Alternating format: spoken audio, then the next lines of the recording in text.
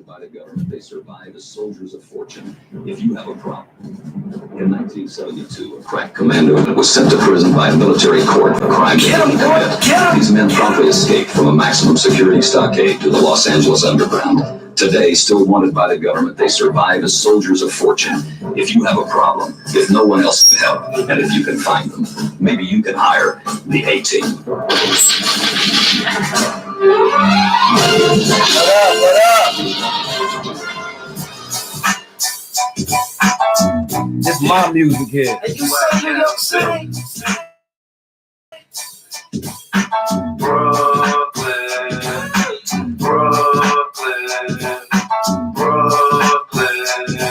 I gotta come back to GTO. This really made me. Why I call myself GTO? Do bad friend.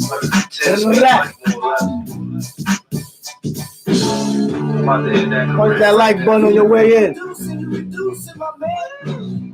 Fake niggas always talk tough, but the niggas call cops when the shit gets rough. I'm from New York City where the gangs just walk through the barrel of a gun. That's how a nigga talk. Never heard of you. Nigga, I murder you. Beat your bitch ass down, them other birds too. Catch you in the studio. Duke, use a foolio. Gay ass nigga, use a foolio. Why you wanna be somebody you ain't never been? Don't you know that being a buster is a sin? Nowadays, it's just easy to pretend. Because that's when they want to claim that they men. Imagine being independent. You couldn't imagine. Your party start your old fashioned. Probably change your name from GTO to Passion. Where your girl at? I think she needs a good passion. It's the Wildkat 184 passion. Do you like a pumpkin? You start smashing. You ain't an artist, you in the forest. Little pussycat, I'ma call you Morris. This is my city. Nigga used a Taurus, gave your moms the dick and had her singing the chorus. A strong career, that's what I'm doing, destroying. One for the money, two for the show. Shout out Spartans in the building. East New York, Brooklyn, and we keep it rolling. As a youngster, never gave a fuck about the law. Let's play a little game. I'ma call a song. Ain't the beginning. Get it with your fitting when the gun comes out. These niggas start begging for this man with sevens in his ass at heaven. Acting like a dog. Nigga, you's a rebel. I'm a red devil. Never have a cent. They can talk about me in the Old Testament. So why you pulling stunts? I know you pretend. I got the head and shoulder. Let me get closer. Put it to his face. Got him crying to Jehovah. Looking like RuPaul. Bitch, better work it. Have you worked the line at the circus? You's a bum ass nigga. Always looking worthless. What you smoking greens? I'll be smoking fifth. Got a lot of downtime. Lift, claim you have a gift, have you smoke like a split while you riff when you know you a shit, nigga. I'm a blood, I'ma make yours drip. Told you, man. And you say Make no use, man. Make no use, man. I end those careers, man.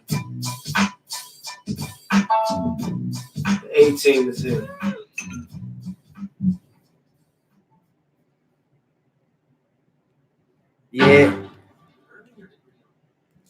Yeah, that's just one of the that's just one of the classics from the Wildkat right there. Just one of them. Salute everybody in the chat. I see everybody in the chat. Today we got a special because today gonna be the first guest star on the Wildkat channel. You heard? We got a special guest star this morning. I'm about to call him right now.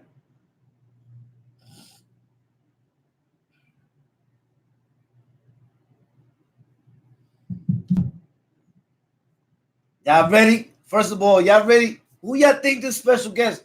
Y'all know if there's a special guest on the Wildkat channel, he got to be official tissue. Because I'm not going to put no special guests on my channel. I ain't going to call nobody on my channel unless they're official tissue. If not, I ain't doing it. You know what I'm saying? So, y'all ready?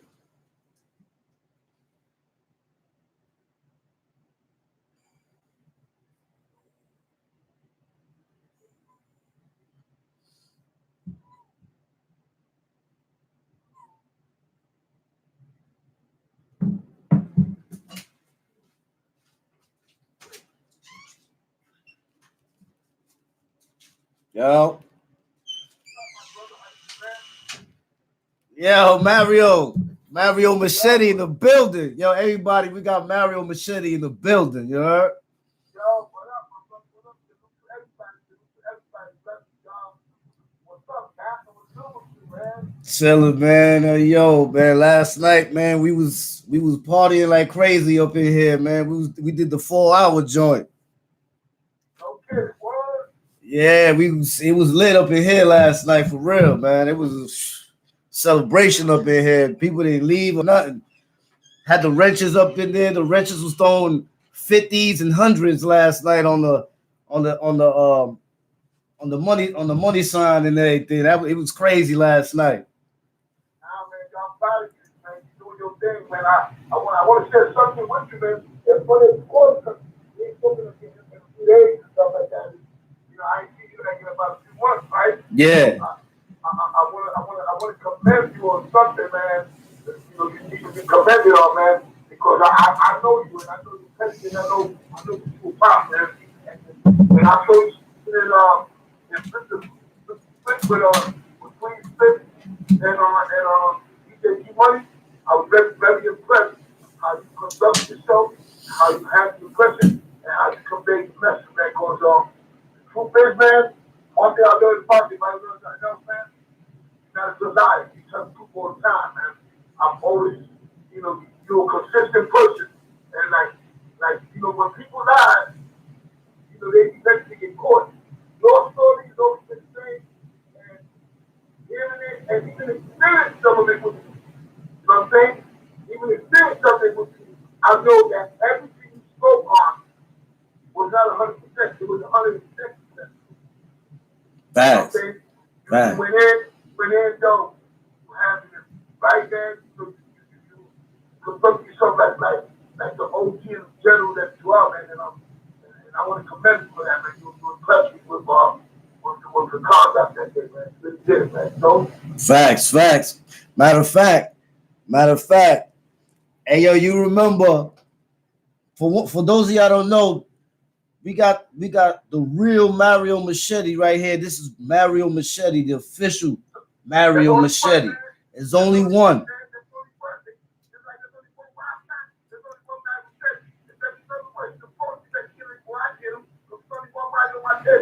El único, only one. You know what I'm saying?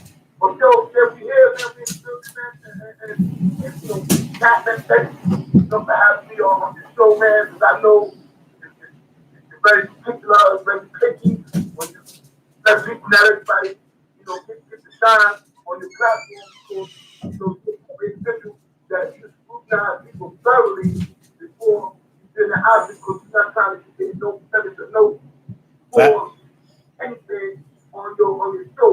I know how you began to try to keep everything official, and I know for a person to be allowed to come into your show, he or she has to have a clear path in life. Because you're not going to let anybody come into your show. That's a fact. So thank you for allowing me on your show, man.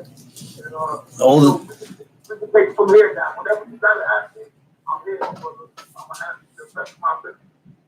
Yeah, more or less.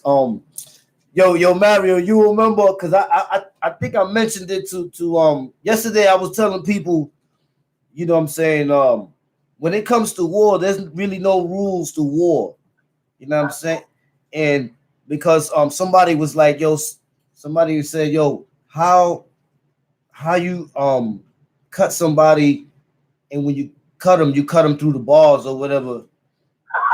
and I'm telling, and yeah, that shit is, I was laughing at that too, because it's like such a stupid ass statement to say, but at the same time, they got to understand that there's no rules to this, man. If I can't get you because I can't get close to you, I got to get you however I can get you. There's no, I'm going to wait to get you later on. You know what I'm saying? I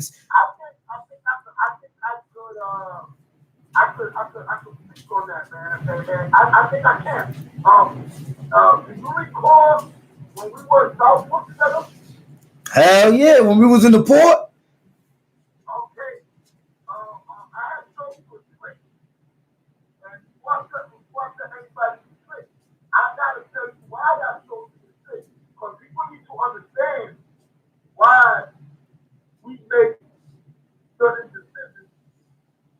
in the belly of the beast.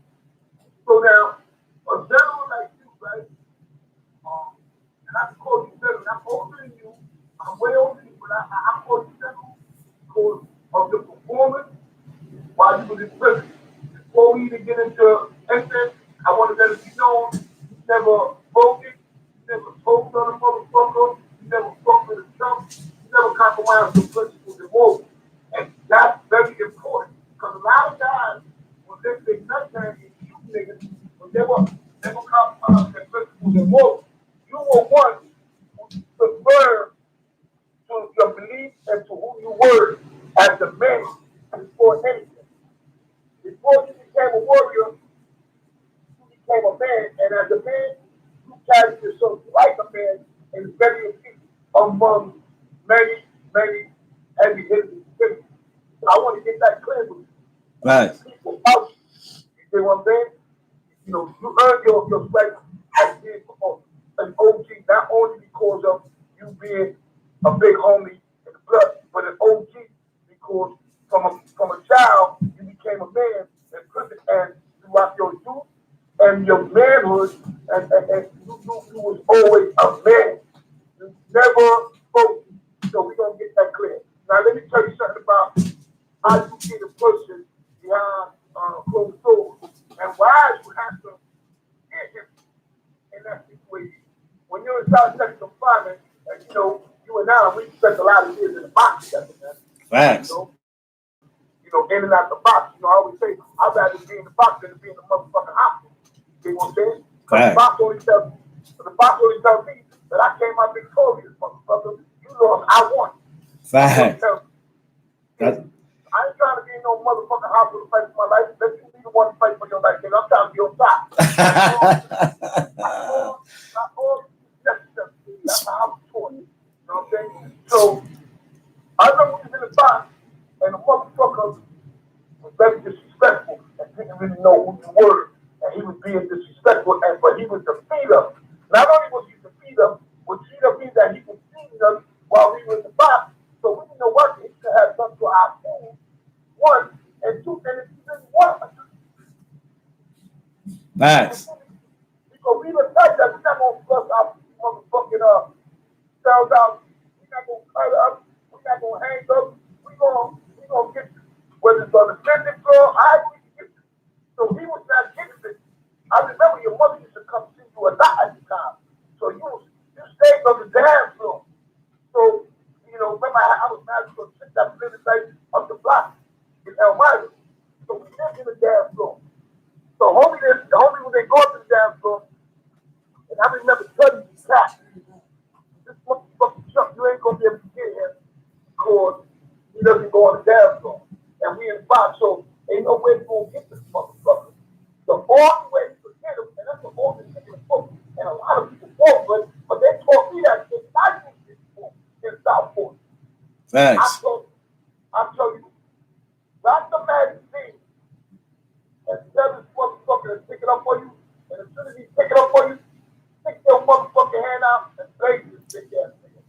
Y'all heard it live. Blaze this motherfucker because you had to blaze because remember the nigga, he had the upper hand on him. And he ain't with that shit straight like a lot of fools was. You know what I'm saying? We was with if we had a beat, let's get it. Let's go back to it. But this bad motherfucker, he was going to the business. So he was tough. He had 10 tons of steel. So the only way he was able to get him, and I laughed, that shit was funny the way he acted. This motherfucker was the so-called tough Tony ass nigga, and he got caught out there like a motherfucking sucker for being a sucker. Facts. You see what I'm saying? And this is what I was telling them yesterday. I was telling them yesterday that you got to get your opponent however you got to get him. There's no, if I reach out the balls and cut him, you know what I'm saying, then I'm doing it the sucker way. We don't know. The sucker way is the dude that's outside that I can't get to him. Right, that was got no sucker way. I'm gonna tell you why we did a sucker way. And nah, bro. I don't control suckerness, man. Facts. I don't control power. I don't control cowards. Facts. And if you was like that, I'm gonna be real with you. I'm gonna tell you this. on air, so I don't care how many movies you made. Me and you was never had a relationship because I suffer from fuck with sucker niggas. I don't do those. I fuck with real niggas. If you ain't real, I ain't fucking. You ain't got to be a shooter or a tough guy to be cool. But you got to be a man. Facts. That's you have to be. So now, but yo, there's no way in hell you was gonna get this dude because this dude get offended. And even if you had somebody to pull him down in the city, he was in coming down. But he was frustrated. That's what it and New York said it too in the chat. He said ain't no rules of engagement. It's a fact. If you know, it's like I was telling him, if you can't get this dude, because the only way to get him is at the time that you're there with him, you might not ever see this dude again. You gotta get him. That's how it goes. They know I'm gonna wait till later on to make it seem like it's more honorable to get him. So as a fact. Let me tell you something that people taught me, man. And for y'all, for those of you who don't know who Blue West Blue Gonzalo, who actually, had an incident with Larry Davis, and should have put Larry Davis while getting the World Series mistake, and he deserved to get the World Series mistake because, he was a fake. He was a fake in his case. But that's another episode. That's another story. But Blue Boy told me one thing when we were kids. And back in 1981, 82, and we was only about 16, 17. He said, don't trust the cheering of the crowd. If you get busy, the crowd's going to cheer. And if you don't get busy, the crowd still going to cheer. Facts. You see? So, I'm fighting the fight that was presented to me, high-level presented. If a dude's fan, you know what I'm saying, and I'm not bragging, dudes do that. I'm for some hand up, gun in hand, whatever. If a dude was a slouch, you know what I'm saying, I gave it to him like a slouch. When he was sleeping or whatever, he got served because that's what his hand called, because that's the kind of person he was. Ooh, so now, the key word you just said, Mario. For those of y'all that just tuning into the chat, you know what I'm saying, we got the official Mario Machete in the building. You know what I'm saying, salute to Mario Machete. He said the thing, you get what your hand calls for. Absolutely, man. You gotta fight. Look, Cat, and I learned this from coach. When you spoke on Flip the Script, a lot of people might say, yeah, the kid exaggerated. All the niggas you hit, and then you get hit, nigga, you did that. Facts. You was not talking shit. Homie, I know. You did that, homie. I was in the belly of the beast 27 years, man. So, you know who did what by hearing the weapons to get in the system or by being involved. And I was involved with one of your movies. Matter of fact, remember that day, Mario? Let me give the people a little synopsis of what we talking about. Me and Mario Machete, we was in the box in Southport. That's the box of the boxes. That's like the state's version of Marion. When you go to Southport, you go to Southport because you just terror around the state. So now we in Southport, we on the gallery, and the dude on the gallery, but the dude that's on the gallery shouldn't be serving the food because he's involved. He's an enemy. He's an op. You know what I'm saying? So now we behind ourselves. We can't get to him, but he can do a lot of stuff to us. He could do stuff to our food. You know what I'm saying? And we can't do nothing about it because we behind the gate. You know what I'm saying? And Mario, and he's before me. Mario is an OG before me. And Mario, he don't throw no doodle. He don't throw no piss. I'm the same way. I don't throw no doodle and I don't throw no piss. So me and Mario, I was like, yo, Mario, man, this dude gotta go. You know what I'm saying? But I don't think he gonna go by myself. Mario was like, nah, I got you.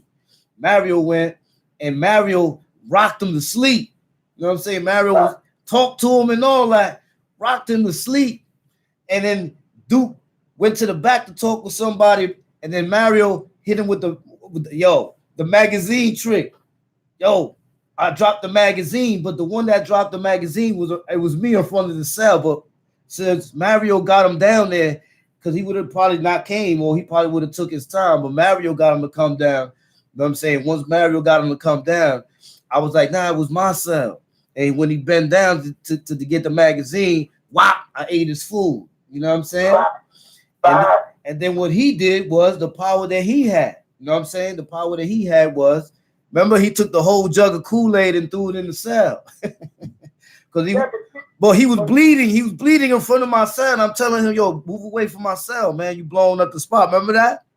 Now, that's what I wanted to emphasize that. I'm glad you made mention of that. See, where that's what I was telling you. When you cut him, right? He threw the people could say, oh, he was angry. He wanted to get at you, that nigga. He didn't want to go to physical, so he wanted to get at you. He wanted you to get knocked. So what he did was he threw the Kool-Aid. That's when I dropped it to your homie. Your homie, go clear yourself up and come back or whatever you want to visit for and do what you got to do. Why you gonna throw shit so the police can see shit in front of the man's cell and then they gonna move him? You looking for separation. Bingo. You see that? And the dude. I remember that clearly. And he's like, yo, fuck that shit. That's a real bitch shit, nigga. You know what I'm saying? The reason why you got cut through the gate, I remember telling him, because you ain't going in the business, nigga. You gonna be violating motherfuckers while you on the job, but you not going on the motherfucking visit. So if you was going on the visit, you would have not got served like that. You would have got served like that because, as everybody knows, in Southport, that's where everybody gets cut at and stabbed on the visit floor. Word. Because that's the only way you was able to link with a motherfucker. But you have people with a motherfucker serve them on the visit floor, or you got down the visit floor, and we don't been there. We don't lost our business. Because we've been there. All we've been trying to go there. So when he threw the shit, when he was going to go there, I said, yo, homie, you go there because you want the police to see what's going on. But all he had to do, I'm not telling the nigga to hold it down. Because if a nigga just telling me, ain't no hold it down, we can't fix it.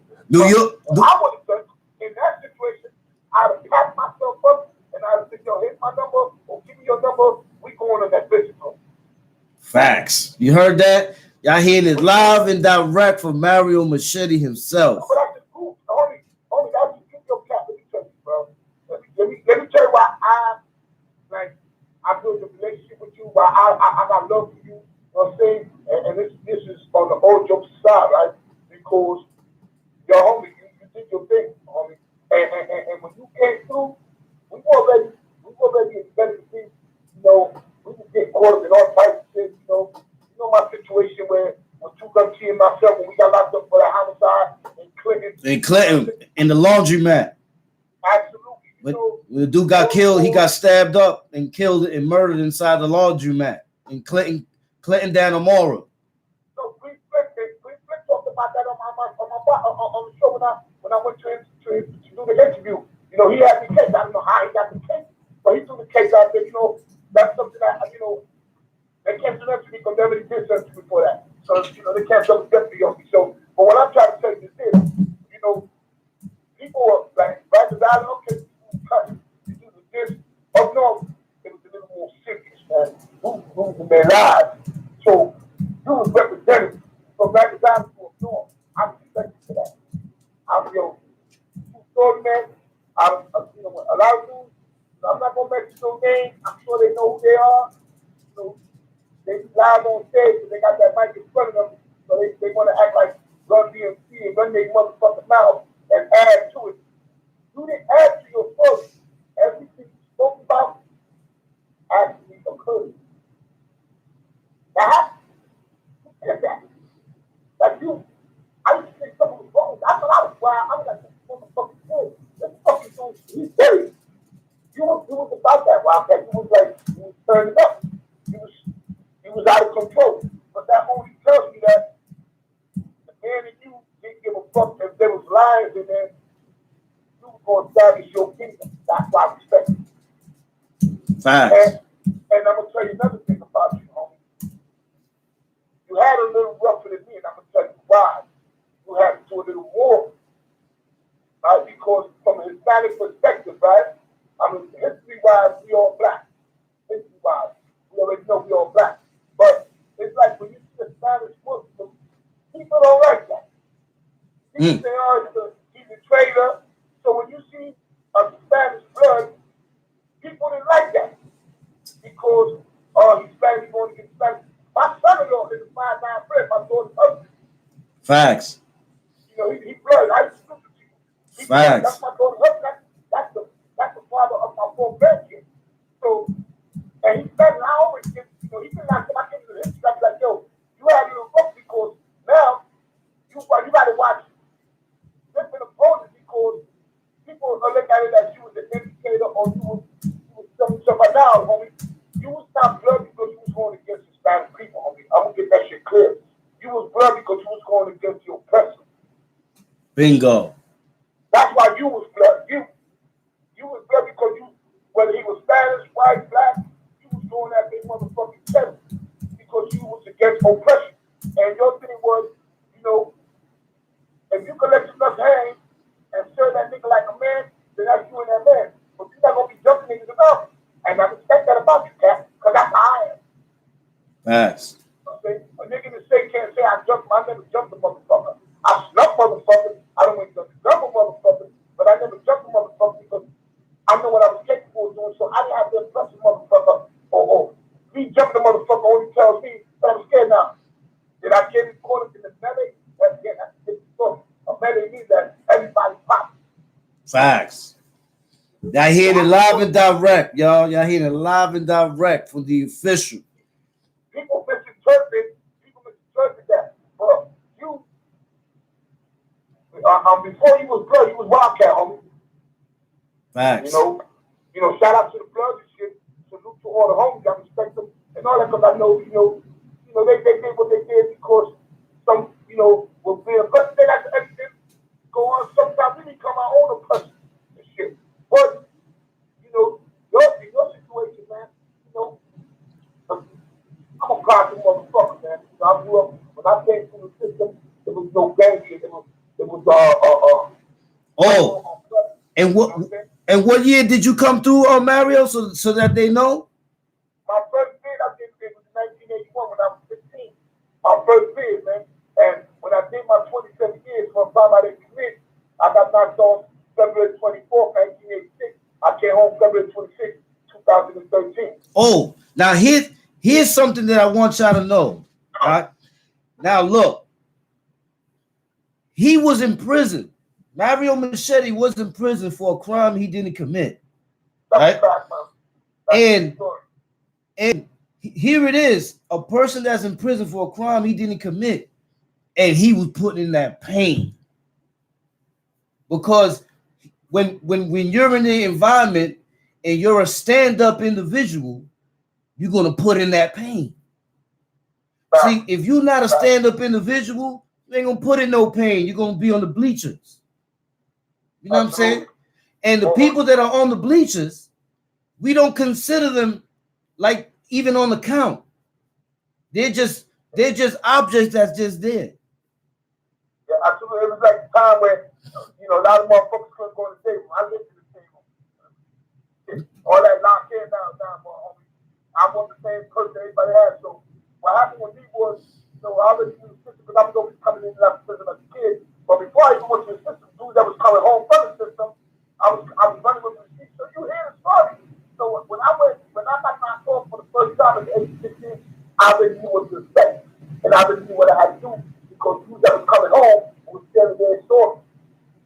Facts. So I was coming up on the hound dog. I came on with my man Wildkat. I came on with motherfucking Poison, who locked up for shooting the parole officer. Jose Harris Farmer, Understand, notorious motherfucker. So I already knew what to expect when I got knocked. So when I got knocked, the truth is, baby, that I told myself, this is home. Facts. I'm not 20 by life. This is home. So now, I made some choices. I'm not gonna sit here and say I didn't. Some dudes that I cut and stabbed, I should not done it, man. But that was my way of releasing some of my pain. From being the person that I had to do. You know what I'm saying? Did you hear that? Did y'all hear what he said? He said that's how he let off his pain. No, that's a fact, man, because Because when only a fake nigga is gonna say some other shit. But yo, man, whether you commit the crime or not, right? When that door closes, man, it's you in that cell, man. So now, I like a lot of these power guys that they cut themselves, they hung up, they play crazy. We didn't do that. We did our bid, so we said this is home. The same way we shoot in the street, we gonna shoot in this motherfucker. Now, one thing I was telling them is it's a thing of opportunity, right? It's like when I was on Flip's show, I only let them know about a few movies. Like we didn't consider it like anything major. Like boom, the Zodiac, the this dude that was working in the receiving room in Attica, Mark David Chapman. Like we didn't look at those people like anything special. If they violated, they just got it. You know what I'm saying? And when I was doing my thing, it was like I was clout chasing because I was going after these dudes that had these notorious cases. But at the same time, you know what I'm saying? It's like it's regular jail stuff to us because what happens is that if a dude violate in any way, form, or fashion, he gets it. You know what I'm saying? We don't just be like, oh, all right, we just gonna let this slide. You know what I'm saying? We stand up. If you a stand-up individual, you ain't letting nothing slide. You know what I'm saying? If you ain't a stand-up individual, you're gonna let everything slide. Let me tell you something about it, man. This applies to me as well, man. Because we like I said, we know who we hit and we know who we did things to, right? Facts. It's a thing that's called a name brand. When you go to a store, right? You buy a Newport, right? And it costs, I think it's $14 to $15, right? Yeah. Supposed to be a Newport. Then when you go to the average store, you buy a Newport and it costs you $7 to $8. That's a fake Newport. So you're gonna say something, man. I'm not gonna pay motherfucker. I'm gonna put something in my motherfucker lump. It better be something special. So you gonna buy the $15 Newport. Because it's like when you buy that, you're not gonna buy the you're gonna buy that good shit because you were just drinking that good shit because you earned it. Fact. That's a fact. So when you cut a motherfucker, and I'm talking about you because I don't see this, you cut a name brand. You know why? Because I don't give a fuck about your title or who you killed or nigga. I'm coming to get you, and it is what it is. We deal with the war when we get there. I'm not gonna ask who just died, how many people he cried, I'm gonna serve them and we go from there. And that's how you get it up. You remind me again, by the way, if I see like this motherfucker here, he got more because I climbed the ladder among liars, among some people like this. I had to climb that ladder because I took different people from this country, that country, because I wanted to live comfortable. Facts. And in order for me to live comfortable, I had to establish my motherfucking kingdom. And that's the truth. Y'all heard that? He said in order for him he had to establish his kingdom in order for him to live in peace. And that's the way it be when you're a stand-up person. Of course, man. That's not that. Listen, man. Everybody needs to listen to this. And this is the truth, man. I love war. There's nothing wrong with war. War brings peace. As long as you're not abusing it, it's going to help you become the man that you are. War brings peace. Sometimes. Now, you can be at peace, and a motherfucker take that account and got a virgin. But if he knows that your motherfucking son goes on, he's going to expect, so he's going to be like, yo, this is going to be a headache. I'm going to leave him alone. But there's nothing wrong with war as long as you're not abusing it. If you were the type that you didn't abuse war, you know what I'm saying? You didn't abuse the power that you had. You know what I'm saying? You used it when you have to. You know, that's why I respect you. Because you use shit when you have to.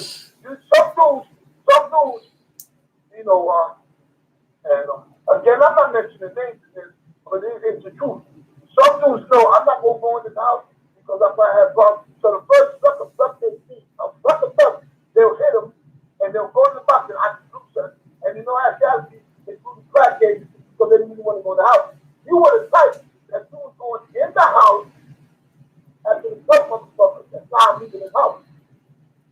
Facts. That's how I was. So that's why these you got real cool.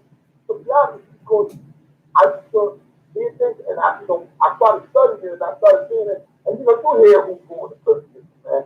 You hear the booty bags, you hear the stuff, you hear about the back, you hear about the breakers, you hear about the towers, and you hear about the men. And you were in the category of a man, a nigga who that his nut hand, does nothing with his tucked in. Facts. That's why I fuck with you. Because I know what people did. And like when you have made the statement, the Queen's president, I was a bit concerned. I'm not gonna say that because when you say, you gonna go to the show and you gonna start fucking niggas. I know how you give it up, and I know that you say that out of anger, you're also capable of doing that because I don't see you shit like that. I don't see you shit like that. So I was like, damn, man.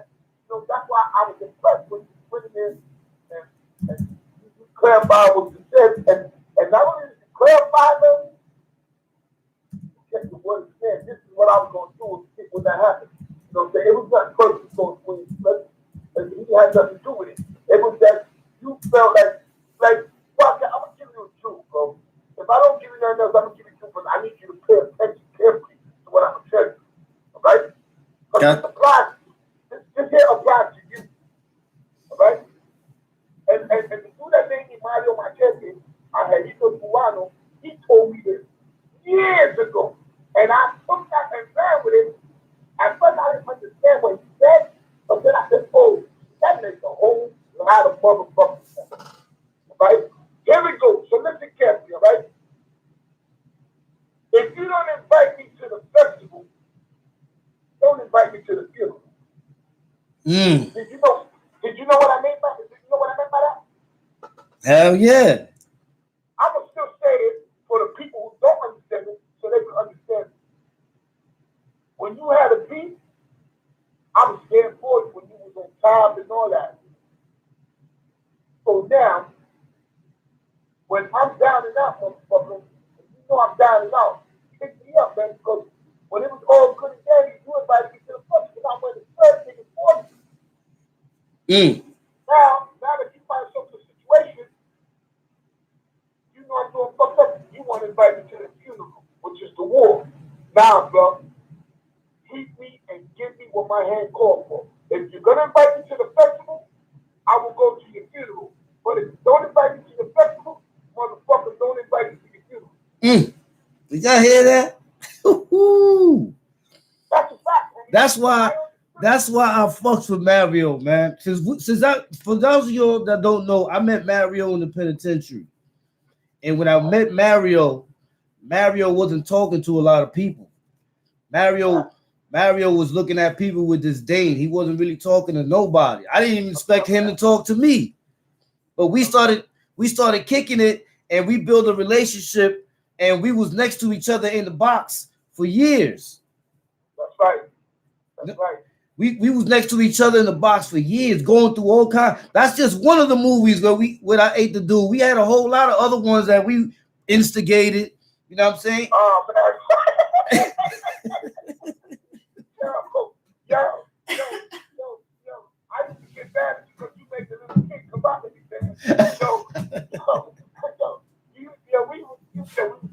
we were some fucked up motherfuckers.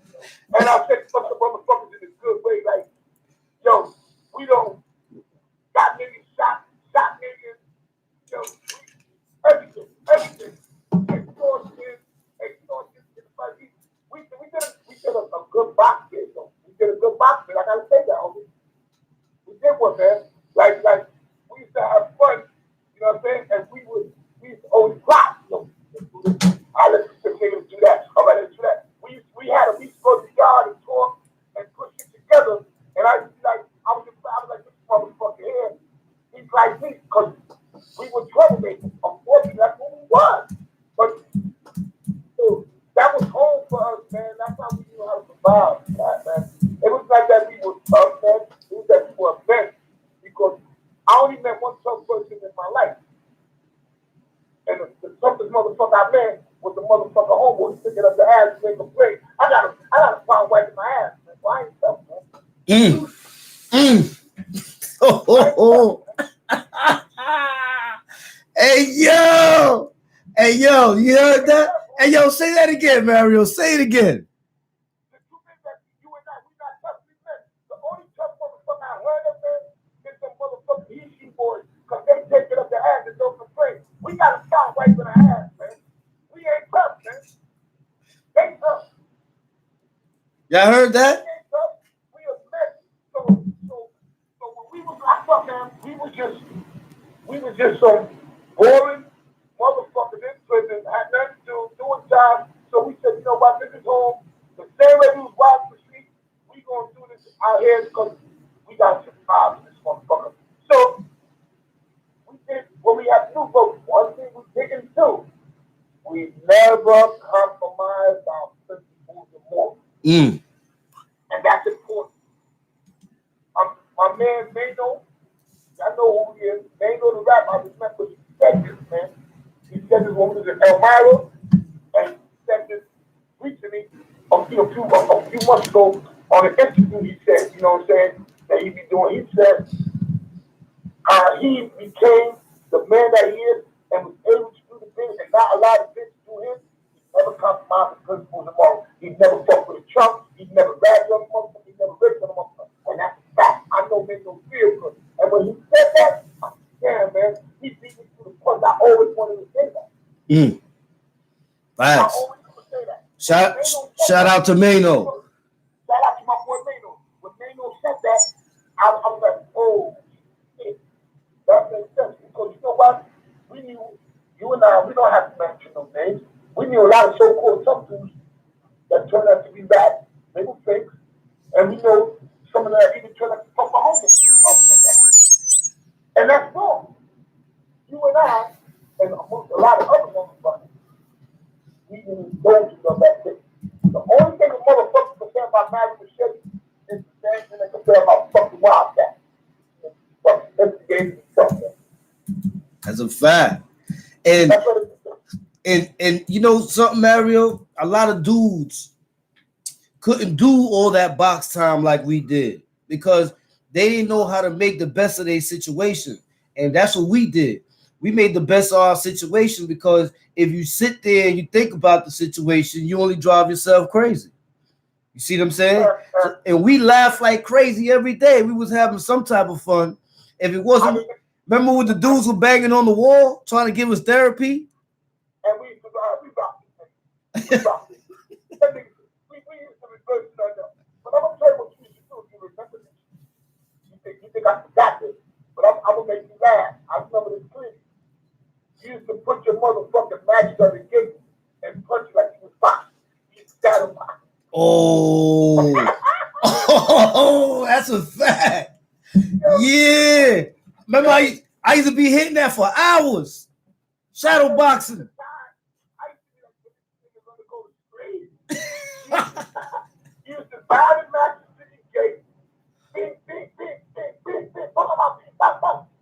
Hitting the motherfucker like you was hitting the bag for an hour.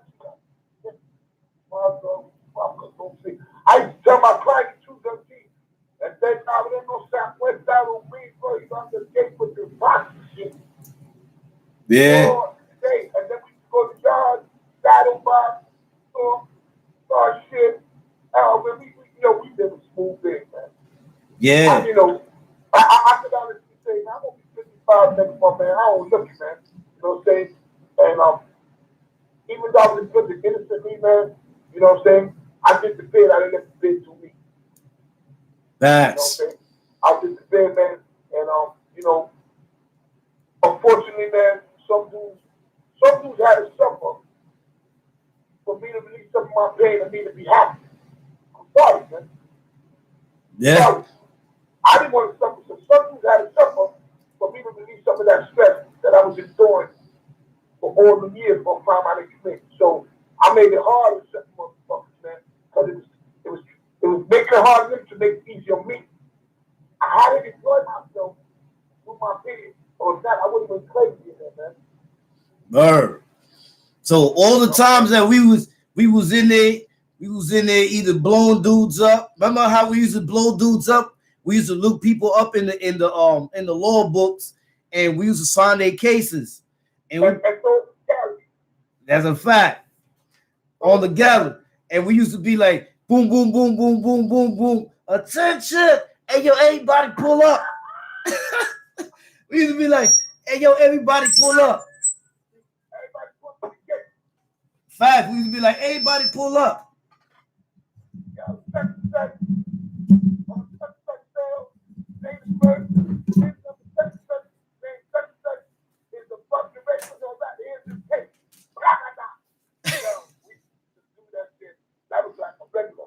That was like a fucking regular.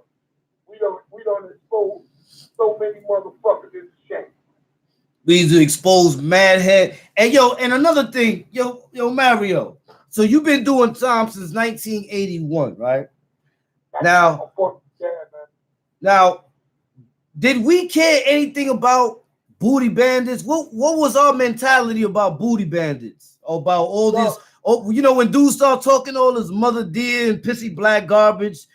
What was our mentality about that type of stuff? If you was to tell the youth about those type of individuals that don't exist no more, but if you was to tell dudes about those type of individuals, what would you say to someone that, God forbid, got into a situation and is about to go in prison? What would you tell them people, those youths or anybody that's going into jail, about those type of people? First of all, man, that's a great question. Before that, I think in the 60s and 70s, right?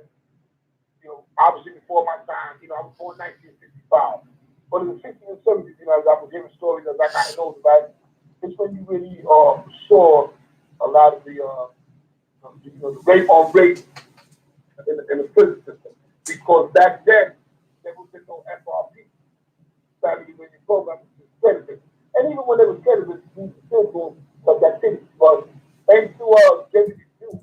David Dew was a prison house lawyer who actually, because of him, the law was passed, and we were able to get legally married with women from society and get contributed with the FRP family reunion program, right? But you had the booty gang, right?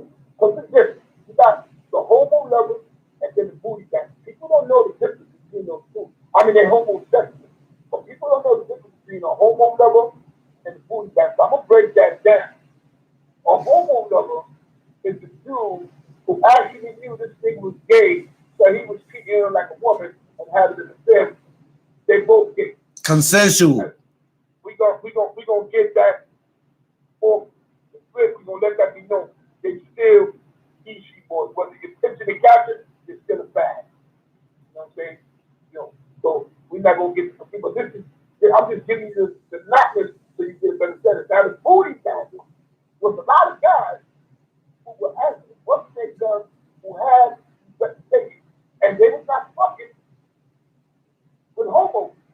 They were actually mentally raping them men who were so caught up, guys, that they didn't know the motherfucking system and would manipulate them and have them in the service, but they would say, yo, that's my son. That's how I like people to that way though. Because that was, you know, that meant that was the biggest stuff. So, you know, when Bruce say that, you knew that dude that he was having to share with at one point when he was with kids, now he turned them into his fucking, you know, his speaking back. And the dude's claiming, I ain't gay. They get gay. So, shout out to Sophie for this, man. Because Sophie always mentions it, and this is true, man. That's why I love Sophie, man. Sophie plays, but I love it. Because it's outside Blue Boys, Jimmy Lee, Sophie, you know, Alarm Mind, you know, we really put the stop. Not to the homosexuals, because they was living their lives. We kill a nigga, but a homo's gonna be a homo. But we stopped the booty bandits. We was one of the guys who established that, so we not allowing that.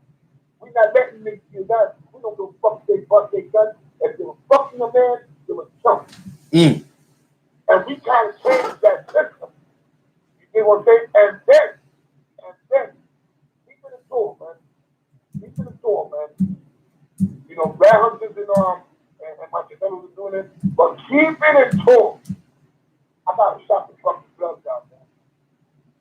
Not the Latin teams, not the nearby, not the United. I got to shop the motherfucking gloves out, and I'm gonna tell you why.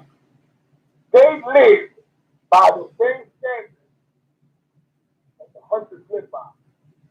They live by the same standards that the Macheteros, the Rat Hunters, the Muslims, the 5% nation that they live by. Facts. The 5% nation, the Rat Hunters, the Macheteros, and the Blood, they live by one thing only. If you was a chump, you was a chump. That's it. Fuck that. When you shooter or not, you was a bag, you're gonna be treated like a bag. Facts. You know, I'm not disrespecting Latin Kings, but he had 3 titles. So if anybody can offend it, you know, I apologize. But I'm going based, you know, I'm predicating based on facts. You know what I'm saying? And you know, if you was a hunter, you couldn't be a rat or ex-homeowner. Just take it up with the blood, man. That's the truth, man. That is the fucking God-honest truth. Y'all had semi-codes that we had. And I think that's why we always had like a little rapport with y'all. Yes. Because y'all had the semi-codes and a lot of people didn't understand that. You know, but it's the truth, man. You know, a chump is a chump. Whether he busts his gun or not, he's a chump. You can't, there's no difference from a motherfucker taking up the ass one time and a motherfucker taking up 100 times. You're still a chump. Facts. You're not going to tell me you're fucking with a motherfucking chump and then tomorrow, you know, no disrespect to the Muslim, you take the Shahada and now everything will be erased. Nah, motherfucker, nothing will be erased, motherfucker. Facts. There ain't nothing erased. I'm sorry. Allah forgive you for saying this. Ain't nothing erased. You can't tell the motherfucker and be correct. You can't take it up the ass, give it the ass, and be correct. You can't rape a motherfucker and they correct you. You know what I'm saying? You can lose the fight and correct that. That's part of being a man. You can lose the fight and correct that, but you can't correct it. Tell the motherfucker, I'm taking up the ass, giving it that. I'm sorry, man. So, you know, again, I'm not offending nobody, but that's the truth, man. And when it came to y'all, man, you know, y'all live by those standards. That's why I have a good rapport with a lot of y'all, man. You know what I'm saying? That's a fact. Everything because you know, no, blood ain't perfect, rounds ain't perfect, you know what I'm saying? But we strive on perfection. You know, if we knew that this was no good, we cleared it up. Now I left Rat Hunters, you know, before I came home 9 years before I came home, because, you know, no disrespect to them, you know, shout out to the Hunters, you know, things that was going on that I didn't agree with. So I removed myself from it. You know what I'm saying? Yeah. Not to talk bad about them. You know, I love all, you know, all the official hunters, but you know, if something ain't working, then I'm the type that I'm gonna go back. I'm not gonna be involved with something because, you know, I live by 77, and you said that clear when you said to Queen Flip about painting the room. You gonna go in there with 2 motherfucking white paint and brush, and at that time you gonna paint the room because all we have is our word. I don't go by that. Our word and our word. That's some dude that has been operated and they ain't got no principle. So all we have is our word. Facts. All we got is our word. That's it. And once you give your word, unless something came up severe, you got to live by your word, man. Because when you woke up at the morning and you look in the mirror, a man woke up, not a cow woke up. And so if you're not a man of your word, then what good are you? So I kind of understood what you were telling Queen Flip, and I understood when you addressed them, like, you know, I guess, you know, individual, I mean, I don't know who, but they probably was, you know, threatened by you going up because you have a bad habit, and your bad habit is that you're going to tell the truth. Fact. Which is a good habit. You're going to tell the truth. You're not going to sit there and make yourself something that you're not on Wildkat. That's not who you are. I'm telling you, if you was like that, I'm a man to tell you, homie. You know, I hope I'm not offending. I wouldn't be fucked with you, homie. I don't fuck with, I fuck with men. Facts. I fuck with real deal motherfuckers. You know what I'm saying? No tongue-tony shit. I fuck with men. That's a fact. That's and why. you a man. Yeah, that's why I can't sit on the white boys, man. Oh yeah, yo, your whole time and you've been doing business since '81, right? Yeah, man. Unfortunately, And you ever heard of a Fred? Oh, Fred. Fred. Like, Fred who? Fred, I heard of Fred Hampton. Black Panther Party. Nah, I'm talking about a dude, a dude that he was supposed to be locked up for 17 years or something like that. Yeah, you ever heard of him? You joking? Are you serious, man? I'm serious, yo. Nah, bro. I ain't hear about your friend, man. I never heard of it. Yo, I know you think I'm messing with you, but I was dead ass serious. I'm not saying that no friend existed, but I never heard of it because that's the number one. When you're dealing with name brands and shit, like I tell you about the Newport, like I tell you about the thing, I do that to not to break it down to you. When you hear name brands, I don't give a fuck what jail you in, it ain't gonna bring back. So if you got beat up, that shit gonna travel. If you beat up, that shit gonna travel. So this brother Fred, whoever he is, man, and I hope you don't take offense to this. I don't know who he was because you know when the nigga got named, he's better than beef, man. You know we in the street and we still hear what's going on in the street. You know what I'm saying? You know I still get the 411 that's going on in there. So nah, I never heard of no Fred, bro. But why happened? Nah, the only reason I asked was because I was trying to tell people, right? You see how me and you can have a conversation and we can tell people about the things that happen behind the wall and all that, because when we're speaking of it from experience. These are the things that we went through. Like it ain't like we're telling someone something that it's like secondhand knowledge.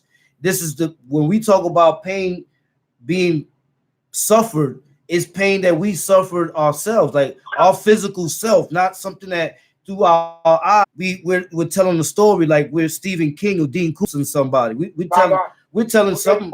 It's called what we say is called predicated on fact. Yes. It's predicated on fact. That's why we not brothers by blood. We brothers by sweat because we both sweat the same fucking pain. So you know. Facts. So like I understand what you're saying, but when dudes sometimes you gotta be careful with dudes. They know this, they know that. Cause if they heard, I had one time, I'm never gonna forget it, man. That's true story, man. I was an addict for 1993, 94, right? And the dude sat in front of me, and I was some of the things I'll put this kid in, and they go, yo, they go, this kid put up here, for bullshit. He said, yeah, yo. And he was running around saying that he was married with Machete's nephew, right? Yeah. And he's a friend of me. Yo, this is a story, he's a friend of me. And he's like, yo, I'm married with Machete's nephew. I'm like, you might have a different nephew. Like, yeah, you know, my uncle's daddy. I used to ask my brother, God bless his dead. I said, you married with him? I said, what? And who's your mother? Oh, your father. And he was like, yeah, you know, Fela, that's my sister. I'm Fela's son. You Fela's son. I said, yo, bro, you married with Machete's nephew? He goes, yeah, why, what's up, bro? You said, what's up, man? I am married with Machete's nephew. I'm Fela's brother. How the fuck you my nephew? Oh, nah, you know, I know your family. You know, I know your whole family. Your sister's like my mother. But that's what I'm saying. A lot of dudes, they start taking, they name dropping. No, when we mention names, we don't bend with these motherfuckers. We don't either distract these motherfuckers or see them do something to somebody or we go down with these motherfuckers.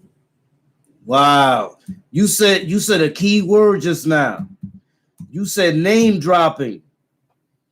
Name drop. What, how, What is your definition of name dropping, Mario? Oh man, name dropping is, you see how I know you, right? Yeah. You know, we know each other. You know, not only we got flips together, not only we was in the flips together, we see us in the street now, right? So let's say I never saw you speak, I saw you in prison, but I heard about you, and now someone has to like, oh yeah, Wildkat, I know Wildkat, man. Wow, yeah, Wildkat, I know Wildkat. And in all actuality, I don't know Wildkat. I heard of Wildkat. That's name dropping, homie. Name as a fact. That's name dropping.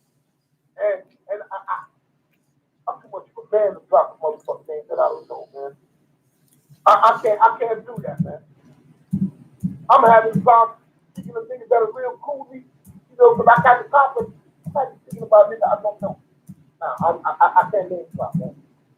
If I know Wildkat, I know Wildkat. If I've heard of Wildkat, I've heard of Wildkat. I'm not gonna say I know Wildkat.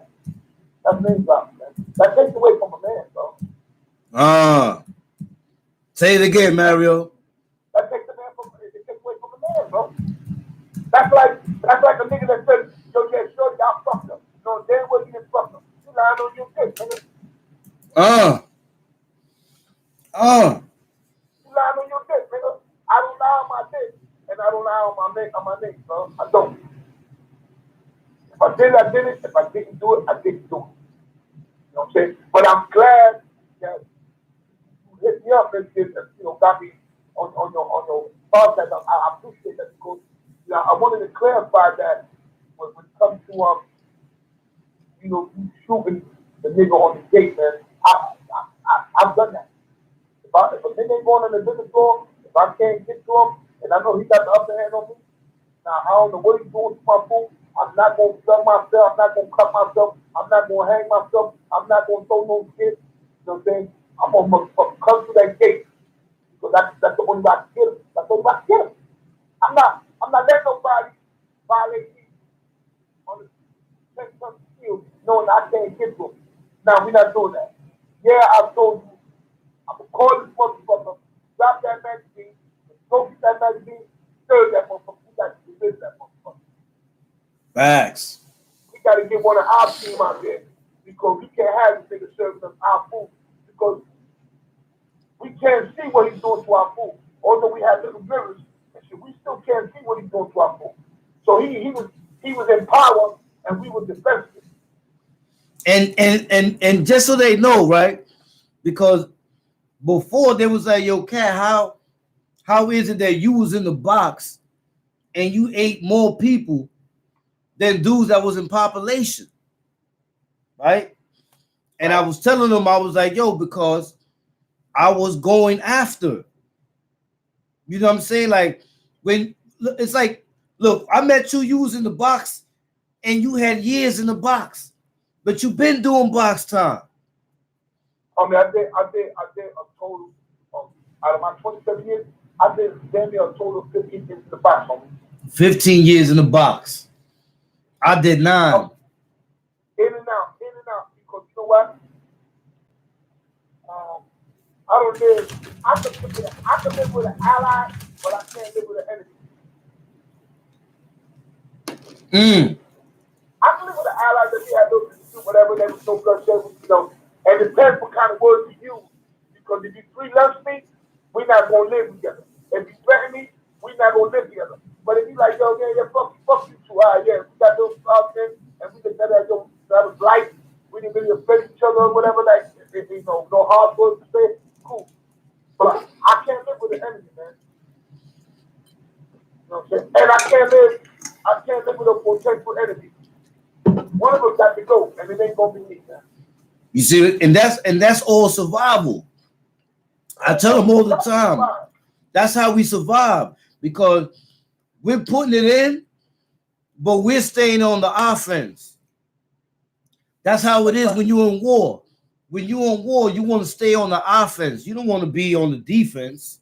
Let me tell you something about that offense. It's called 75, 25, 90%, 100% all in my favor.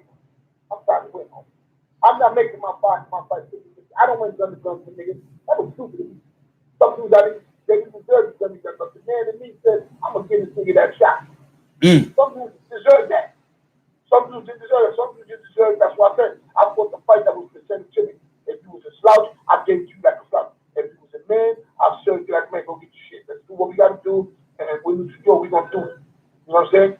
But by all means, I'm trying to win every fight. No, man, I ain't trying to lose no fight, man. Facts. I'm not trying to lose. So it's called survival. However I can get you, I'm going to get you. As long as I'm not compromising my principles and morals, then I'm going to get you, homie. If you fell asleep, that's on you. I think that I'm not going to post this debate, but that's what you said. I don't know if I talked to them or if you got it from somebody that I got it from or if you read it, but it is true. There isn't anything wrong with paranoia and fear. As long as you're in control. Paranoia keeps you on point. When you're paranoid, you're around. Now, when you're over paranoid, you're scared, you're a coward, you're going to get hurt. But when you're paranoid, like, hold up, this thing came out yesterday, he was out, the day before he was out, today he should. Something's on his mind. There's nothing wrong with that. Because paranoia is a good survival kit. It's a good survival kit. There's nothing wrong with that. So when you're paranoid and you're in control of it, you're going to survive. Facts. When you're not paranoid, you know what happens? You relax. You're overconfident, and that's how you get hurt. That's how you get hurt, my brother. So there's nothing wrong with being paranoid. I keep a paranoid act on me. Because if I see something I like, that's my instinct. I'm like, I don't know what's going on here. So before this nigga asks for something, I'm going to remove that motherfucking obstacle out the way. He's getting it. That's my paranoia. There's nothing wrong with that. There's nothing wrong with that. I'm getting that out the way. And if I made a bad decision, well, I'm sorry, man, but you know, that's what my heart told me to do. Get you out the motherfucking way, and I got you out the motherfucking way. You see? And yo, you know, it's a pleasure to be able to talk to you, Mario, because I know you from we was in the grind, and we can add in the street too to the resume. Our resume has only gotten bigger and better as time went on, only because of the love and respect we got for each other and admonishment. You know what I'm saying? The admonishment is always there. You know what I mean? That's why, you know, I remember when I first got in contact with you, yo, let me tell y'all something. When I first got in contact with Mario, he was not playing. He said, "Where you at?" And I was like, yo, I'm in the BX. You know what I'm saying? He's like, "Where?"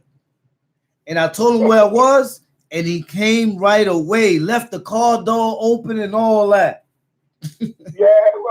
He had the whip in the side of the street with the car door open. Traffic and everything. Yo, that shit was crazy, yo. But it's yeah. Shout out KK. KK was there. Yo, it was crazy, yo. He was not playing no games. He came through. Homie, and I'm gonna tell you something, man. And some people gonna listen to this, man. And you just got me in trouble. I'm gonna tell you why you just got me in trouble. You know how many dudes that I literally grew up with that been trying to get me to go see them, and I haven't got to go see them. Well, and you, I went to see. That tells me, I got love for your ass, homie. Because there's a lot of motherfuckers that are going to say, this motherfucker went to see Wildkat, but never came to see me. I got dudes to this day that hit me, yo, big bro, when I'm going to meet with you, man. And I'm like, yo, soon. And when you called me, because I was always looking for you, I didn't know you was home. So when they told me, yo, you was home, I said, I got to go see this motherfucker, man. And I went immediately. I drove down. Remember, I took that clip. I let the car door open. And I jumped out that fucking car. What up? And you know one thing, Mario, I can say, we had so much fun, and our love for each other got so strong that when they split us up, we was dying to get back together somewhere else. I remember I used to see Stitchy on the business. That's yo, man, I love Wildkat, man. That's my man. I want to get with this nigga. I want to get with this nigga. But you know what?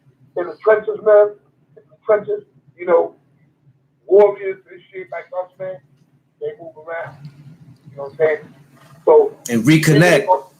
We were gonna stay in one spot because it would be detrimental to the staff and administration. So they had to move us around to try to tone us down from our conduct. Not knowing that when you moved us around and you were shuffling the pieces, we would make the more motherfucking moves because we were put in a situation that we had to survive. So we'll go to the spot. We probably hit the through his spine again. We got to get him out the way because he's a potential enemy. So, you know, nothing personal towards him. You know what I'm saying? Because I didn't trust many people's words. Because my thing is this: when a person bleeds, you know what I'm saying? That's an enemy. So you cannot live with a motherfucker. You know, you may bleed. He bled, homie. You can't. See, so if his man was dead, you got to get him out the way to protect his man, because he's gonna react for his partner. I mean, that's how I would have said it. My man, I'm gonna get him. So that's how I thought about everybody else. Now he ain't gonna get me because I got his man. Because if the nigga did something to you and he came to jail with me, if I'm your man, that's what I'm talking about. A festival and a funeral. You know what I'm saying? Your enemy can't live with you. Facts. Okay? And before I go, because I gotta take care of that, I want to let you know, man. Friends of my enemies are my enemies. Say that again, Mario. Friends of my enemies are my enemies. So if I'm your friend and your enemy comes to the spot with me and he's living, then I'm not your man. Because if you was there, I'm gonna get him with you. Okay, we gonna pop on these niggas. So while you're in there, I'm gonna pop for you. That's the rule. Wildkat, my enemy's in the spot with you. Get him out the way. Facts. Enemies in the spot with you. I got it. Facts. And I could always count on you for that. I ain't gotta worry about that. Same way. That's like a dude coming saying, "Yo, Mario, this, Mario, that." I'm gonna be like, "Word? Oh yeah. Nah, I don't know, Mario. I'm gonna eat that food real quick." Wow. You just said the wrong thing. Before I hang up, man, because I gotta take this, man. Shout out to that big head motherfucking bank there. He did me a favor. That's why I love it, man. He did me a favor, and I'm never gonna forget that. Yeah, shout out Tankhead. Salute, Tankhead. Yeah, salute to Tankhead, man. I'm down to see my boy. But yo, Cat, man, I gotta go. Man, thank you for having me in the show, man. You know, I'm glad that we chopped it up, man. I gotta see you again soon. Hopefully we'll see each other again. Good interview with Queen Flip on Flip the Script. You know, you did well. Again, thank you for having me. You know, at your podcast, you know, getting platform. You know, I love chopping it up with you, man. You know, we don't call each other much because, you know, I work a lot, but when we do, it's hard for us to get off the phone and shit. You know what I'm saying? Shout out, man. You know, I salute you, big homie, man. Even though you're younger than me, you're a big homie. You know Appreciate that, bro. And I respect you. I respect you as what it is. You big homie, you earned that title, man. You know, man, bless you, stay focused, stay up there, man. You know, and as always say, stay sucker free, my brother. I got to let you go, okay? Facts. My brother. I love you too, bro. All right, one, One, homie. Yeah, man. You know what I'm saying? Big things, yo. Big things, man. Shout out, man. Shout out Mario Machete, man. Salute to Mario Machete. You know what I mean? It's always a pleasure to talk to an official person, you know what I'm saying, that was in the struggle. You know, and this is what I try to show the youth. You know what I'm saying? When we talk what we talk, this is our form of teaching. Our form of teaching is when we talk about what we talk, we're thankful to be able to survive the things we went through. And still be able to say we're still stand-up dudes. You know what I'm saying? A lot of people can't say that. They can say they stand up only because they feel that they didn't break any rules, but they really not stand up because when it came down to oppression and any other type of drama that was going on, it involved everybody all the time because that's the way it was. If so now, shout out Joe Pizza. Joe Pizza, I see you. You know what I'm saying? So when we speak, and we're telling these stories and the things that we had to go through, it's so that the youth, when they say to themselves, damn, it's not about being afraid. It's about not wanting to go through that situation. I don't want to be in that situation that because I'm not as strong as they are to be able to look at it from that perspective. You see, that's a form of teaching that deals with reality, that deals with a perspective that comes from reality. You show them. It's like when they watch all these like shows where they put these. What was one of them I used to watch? I don't know. I used to watch all them shows where they put like different actors and stuff all in the house, and they make celebrities something. Oh, I forgot the name of it, but when you know you get to analyze it from you seeing what's going on in your mind, you're actually seeing it because as we speak, you're like, damn, for real, this is what they had to go through. You know what I'm saying? So basically, they questioning themselves because they saying, for real. So he was in a cell, and you got another dude that's got his food, and he don't even know if he's gonna eat because the dude that's out there serving the food ain't no good. So now he's like, you're saying to yourself, like, what? I gotta change this situation here. I'm not gonna be in here starving. I gotta change the situation. And there's only two ways to change it. You're either gonna snitch to the police or you're gonna do what you're supposed to do. You see what I'm saying? And that's how changes were made. But if you're a person that doesn't want to go through that, look at it. But because that's what you're gonna go through if you're going to jail, if you're gonna be living that life. That's the reason why so many people break nowadays. The reason so many people, the reason free the homie Reese Money, the reason people the average people tell so much nowadays is because they have fear in them and they trying to prove that they're not soft. But at the end of the day, they can't do the time for the things that have done. I've seen it happen all the time. That's why, let me tell you something. When I was in the feds or whatever, that's why I didn't mess with a lot of people. I stayed to myself.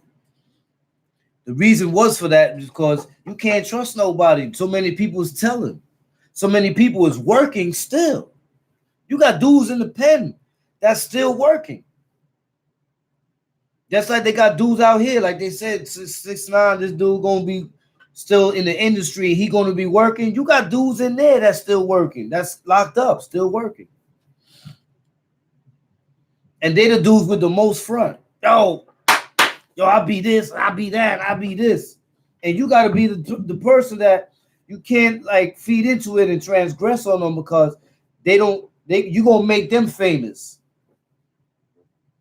Yeah, I had a fight with Wildkat, but look at that long shit on your face. Now you famous. You got ate by Wildkat. You see what I'm saying? Nah, I'm not giving you that. So I'm gonna ignore you. I'm gonna go this way because I gotta get to the streets. I don't got no time to be up in here with this dumb stuff. I got things to do. I got money to make, you know what I'm saying? I got things to do. Bad dudes was in there telling. Straight telling. They was in there telling. I was looking at dudes' videos. Dudes have been posting stuff on the internet, posting scales with crack and all kinds of stuff. Dudes was holding guns and the feds was looking at the serial number of the gun. And they see, once they get the serial number, they don't even need the gun anymore. They got the serial gun, they got the serial number, so now they know that it exists and that it was manufactured. So they don't need it no more. You had it, you don't want to give it up. They know you had it because you posted it on the you posted it on the internet. You know, you was waving it on the internet. All right. You had it like this. They was like, okay, 6941367. Yeah, yep, it's manufactured. Got them. Go get them. Next thing, you up in the pen talk about, oh, nigga told on me. Oh, told on yourself. See what I'm saying? And there be a lot of dudes that can't hold weight. You know, anybody could go and do something real quick, you know what I'm saying?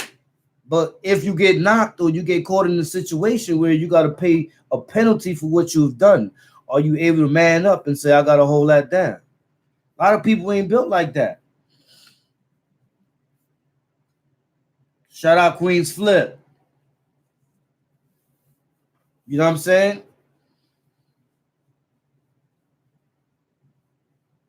So that's why a lot of people, this is why the form of teaching is important. Because I saw the generation of dudes that's coming through. They didn't have no teachings. All of their knowledge came from rap music and flamboyancy. It didn't come from somebody sitting down with them like, yo, check this out. Yo, a war story can tell you so much. But if you judge it, you'll never understand its worth. I'll say it again. A war story can tell you so much. But if you judge it, you'll never understand its worth. You know what I'm saying?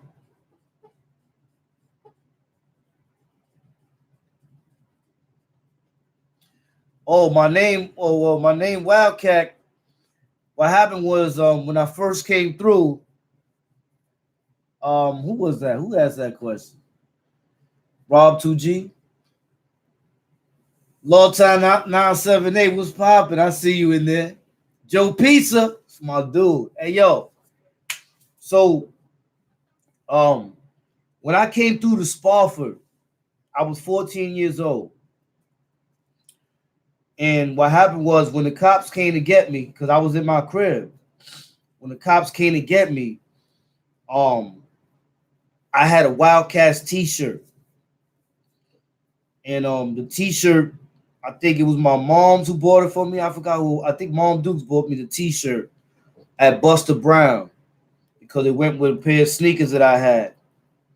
Anyway, when they came to got me, I had the t-shirt on. It was one of my favorite t-shirts. And I went through Spofford with the t-shirt on.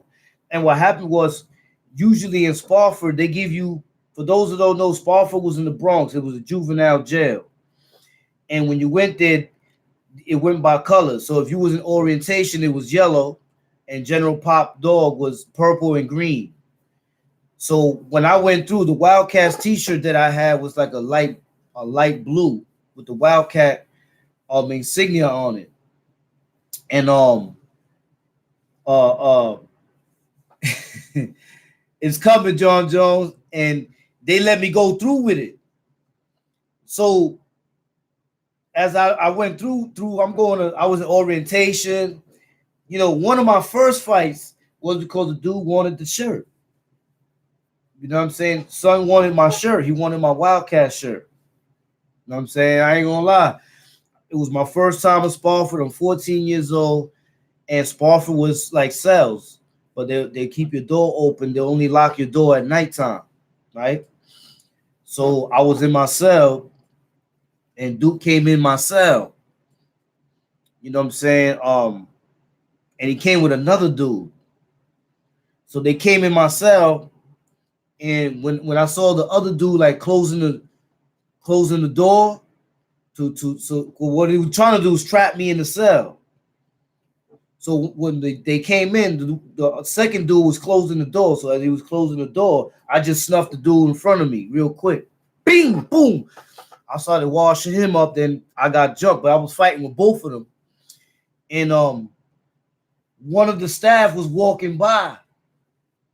He was doing his rounds because they needed a third dude, but they didn't have a third dude. So the staff dude was like they were counselors, but they were like COs type. And he was walking by and he heard the commotion. And he runs in there, breaks us up or whatever. My face was all messed up. I had Duke, I mashed his face all up. The other dude, I didn't get him that much.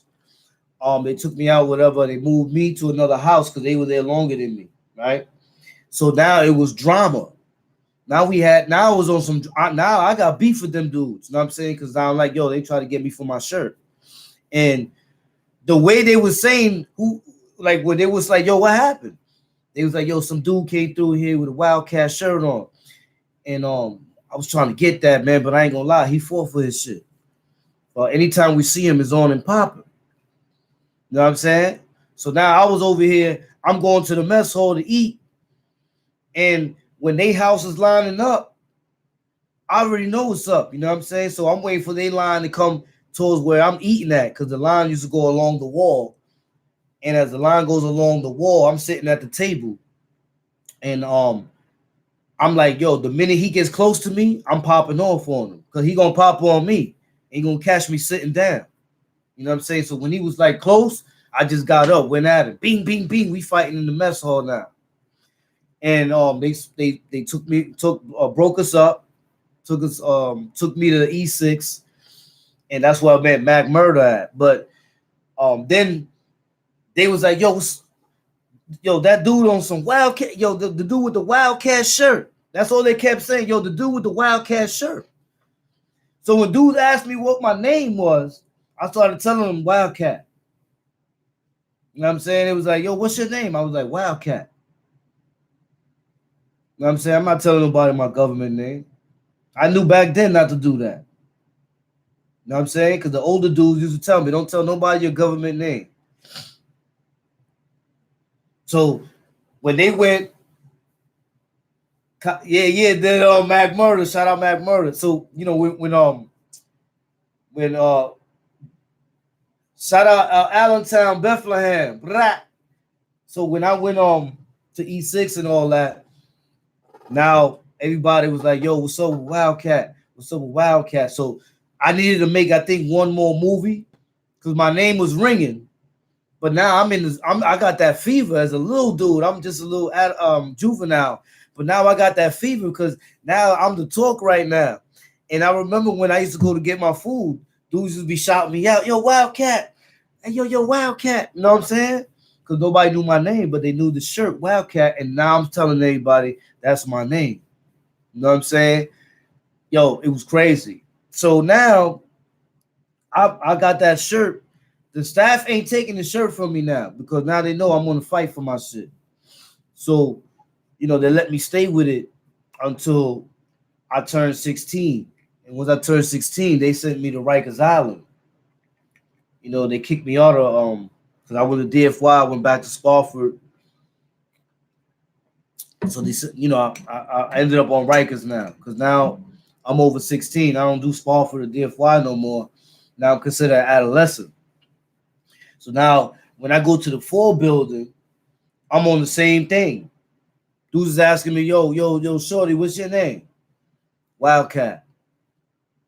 So it's only 2 reactions you're gonna get, like, huh? Oh, word? Wildkat, huh? You know what I mean? So, and I was on my boxing hard. Yeah, I was on my boxing hard. You know what I'm saying? You know, because that's what I was doing when I was getting trained by shout out my boy Hector. That was my boxing trainer, man. Hector had me in all them gyms, Gallagher's, Lost Battalions, Bed-Stuy gym. Oh, he had me in all them gyms, man. Hector from Liberty Avenue, man. You know what I mean?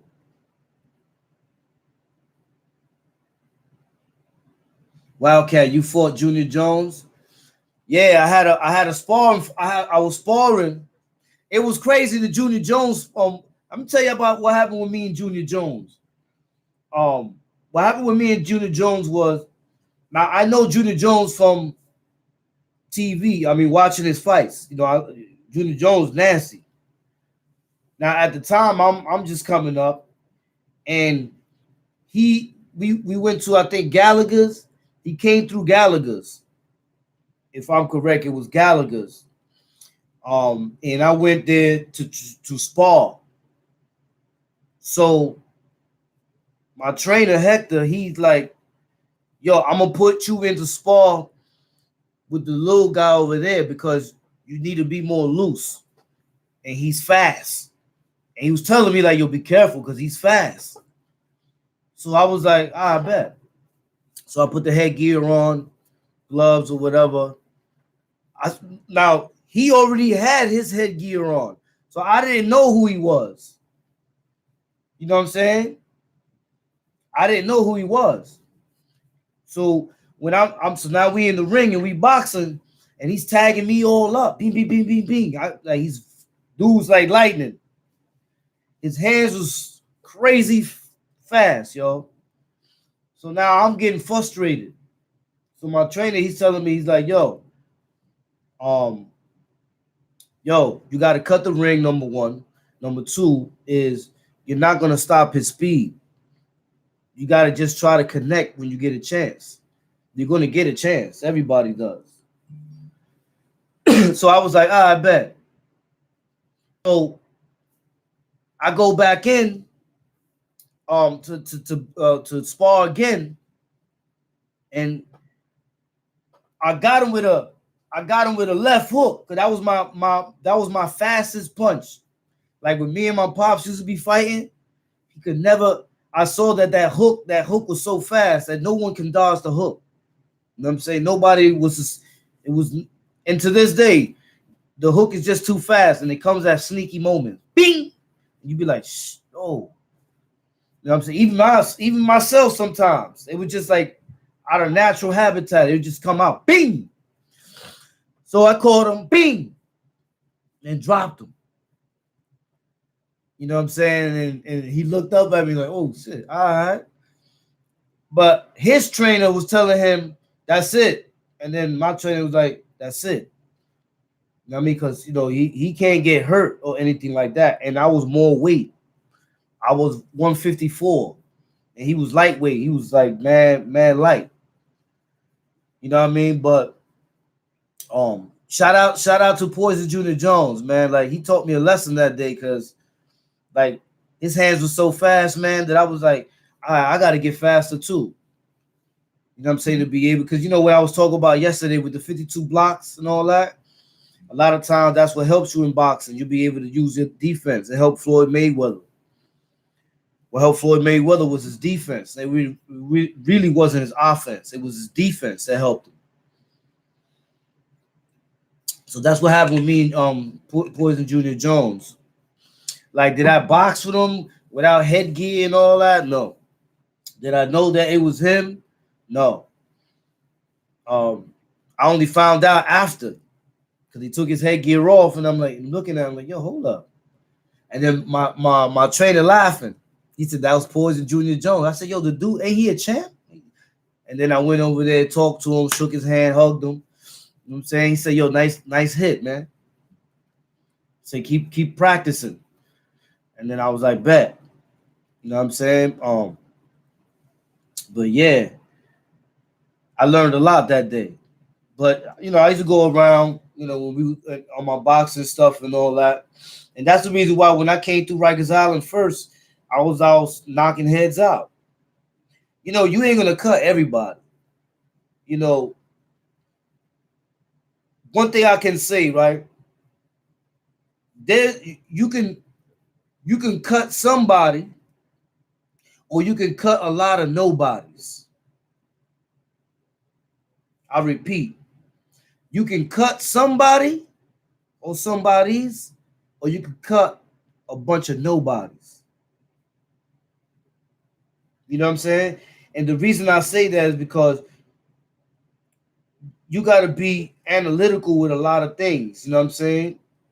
And you can have a dude that got 1,000,000 cuttings, but that's 1,000,000 nobodies. Or you can have a dude that got maybe like 20, 30 cuttings. But majority of the dudes that he cut were somebody. You know what I'm saying? So, because fact of the matter is, if you on cutting time, you don't care who you cutting. You know what I'm saying? But at the same time, it's like there's somebodies and there's nobodies. You could be on some, all right, this dude right here, I don't know him, I don't know who he is. He's going to commissary. I'm just gonna eat his food. Wow, you eat his food or whatever. But he was a nobody. Or you see this dude over here, and he got a rep, and he busting his gun or whatever, and you go and you cut him, and y'all get it on, but he was somebody though. You gotta have those in your repertoire. You gotta be able to say, I ate this and I ate that. Not I ate. Okay. People, when you go to the store, for example, you either gonna buy the store brand or you're gonna buy the name brand. You see what I'm saying? You're either gonna get Hellman's or you're gonna get Key Food. You're either gonna get Red Jacket Orchard or you're gonna get Wegmans. You know what I'm saying? You're gonna get that's the way it is.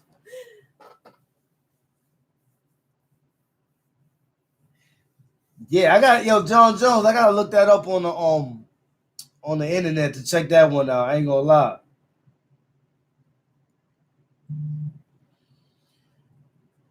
That's a fact. Hit or somebody, the rest fall online. Hell yeah, I did that many times. There was one time that when I went to Two Top Chop Shop, for example, I'm coming from 4 Main House of Pain. This is in adolescence. I'm coming from 4 Main House of Pain, and they moving me to Two Top Chop Shop.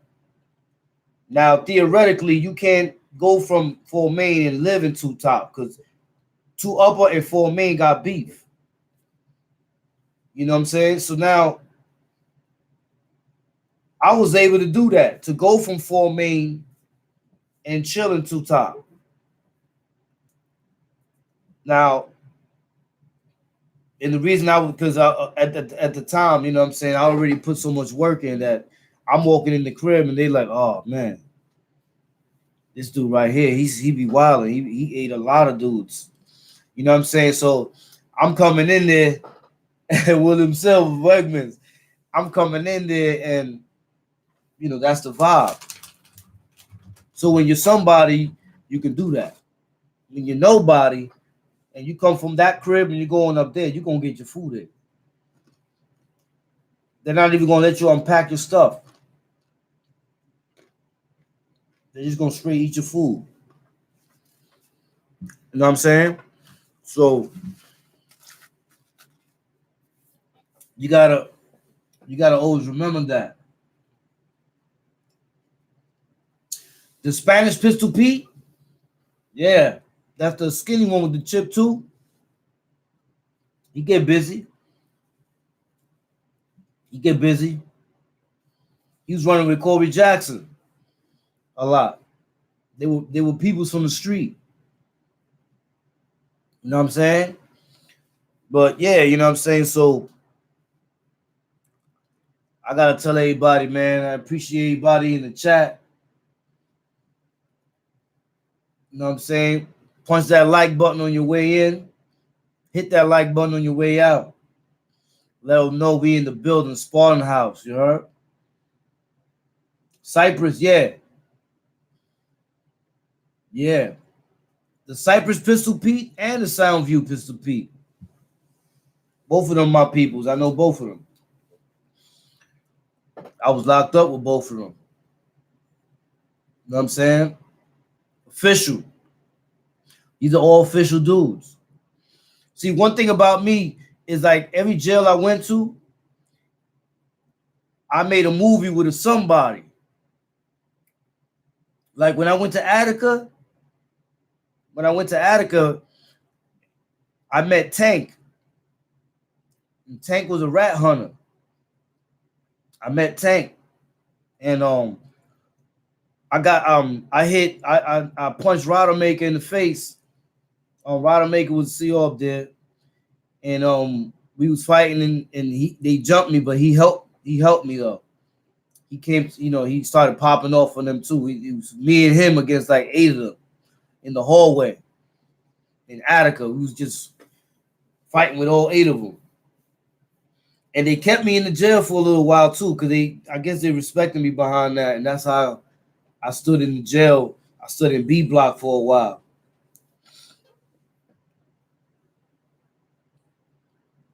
Oh, Poppy.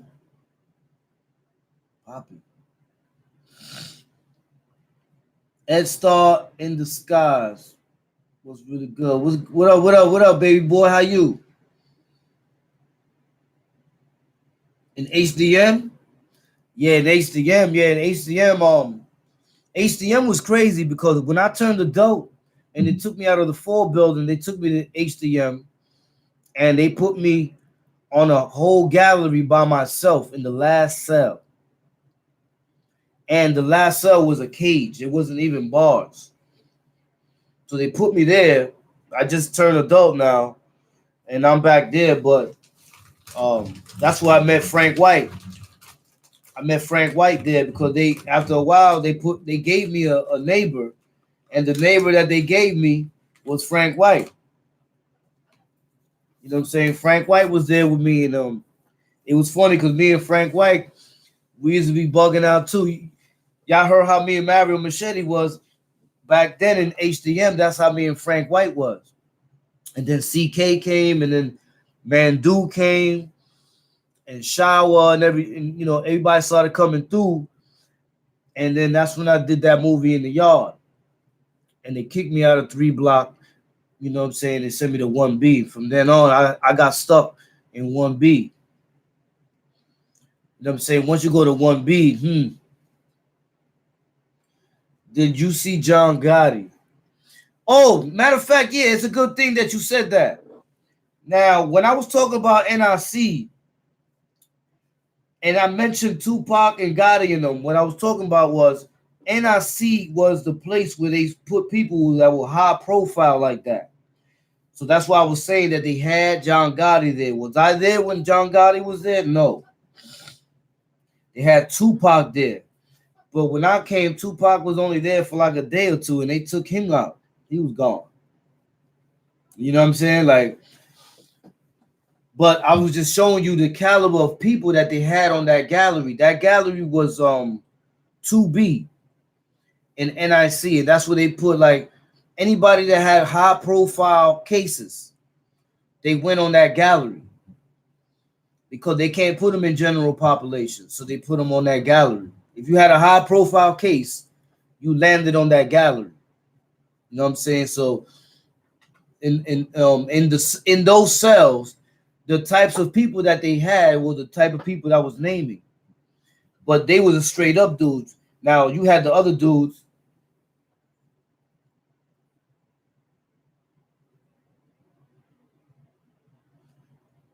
Oh, a 9-6? Nah, 9-6, I was still on the island.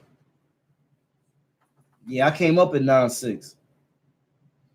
I was still on the island. And that was the second time I came up, because I came up originally in 9-3. I got locked up in 9-3, no 9-2. And then in 9-3, I went up. Then once I went up in 9-3, then I came back to the island because I caught another case.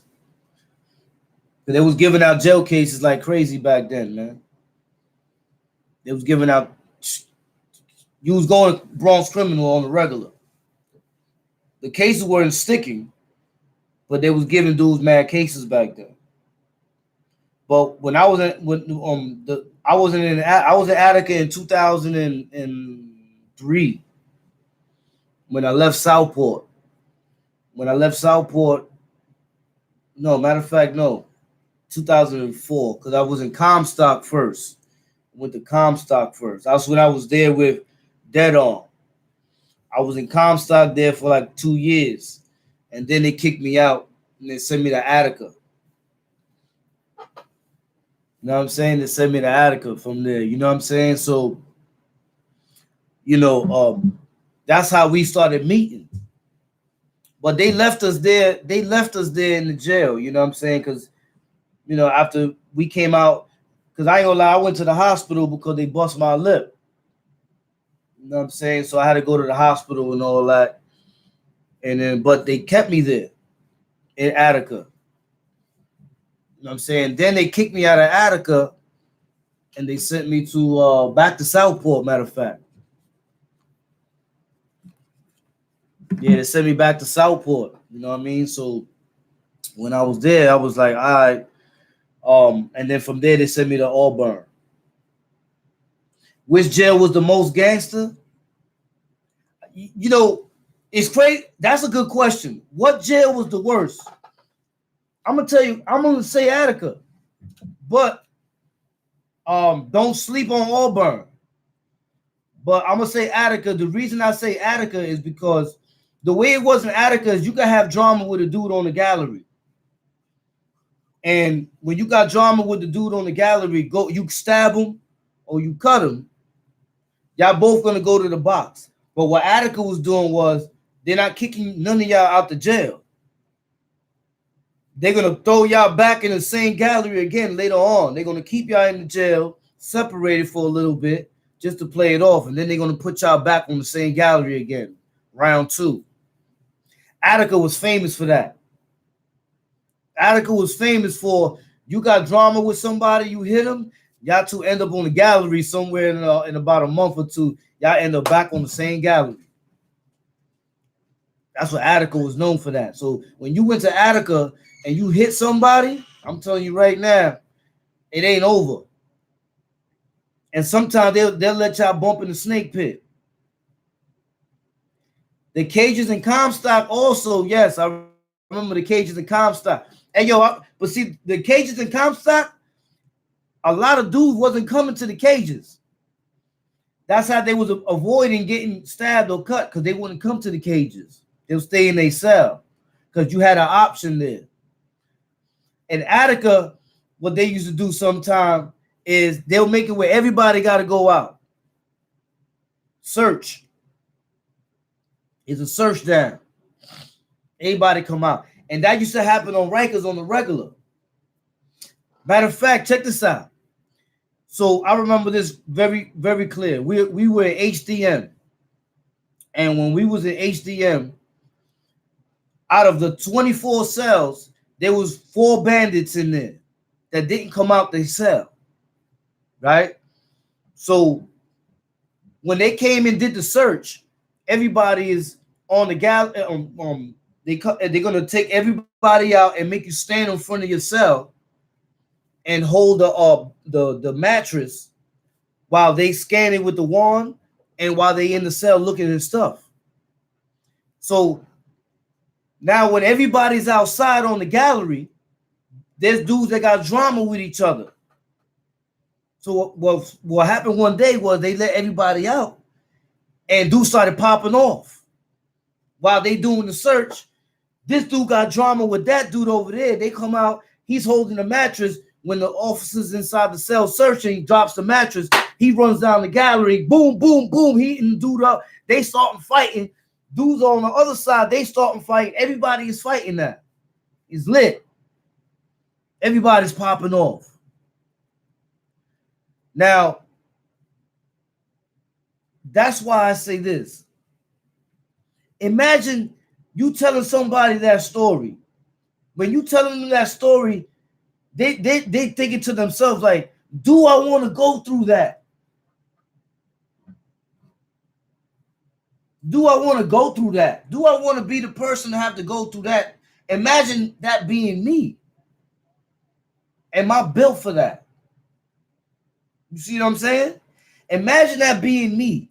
Imagine that I gotta go out there and they doing a search down and somebody is coming to stab me during the search down. Somebody's coming to stab you doing the search down.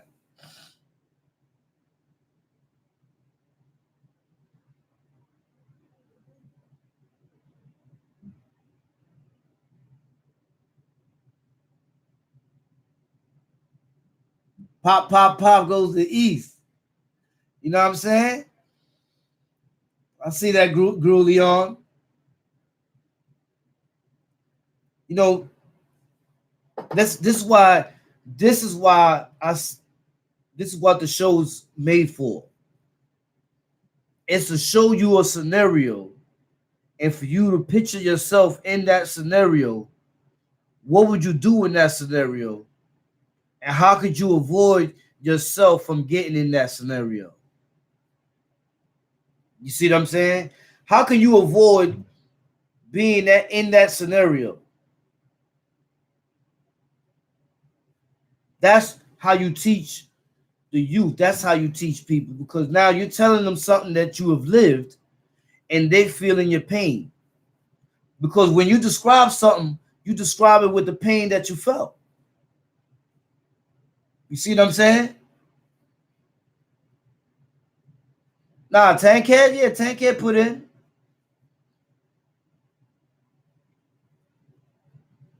You see what I'm saying?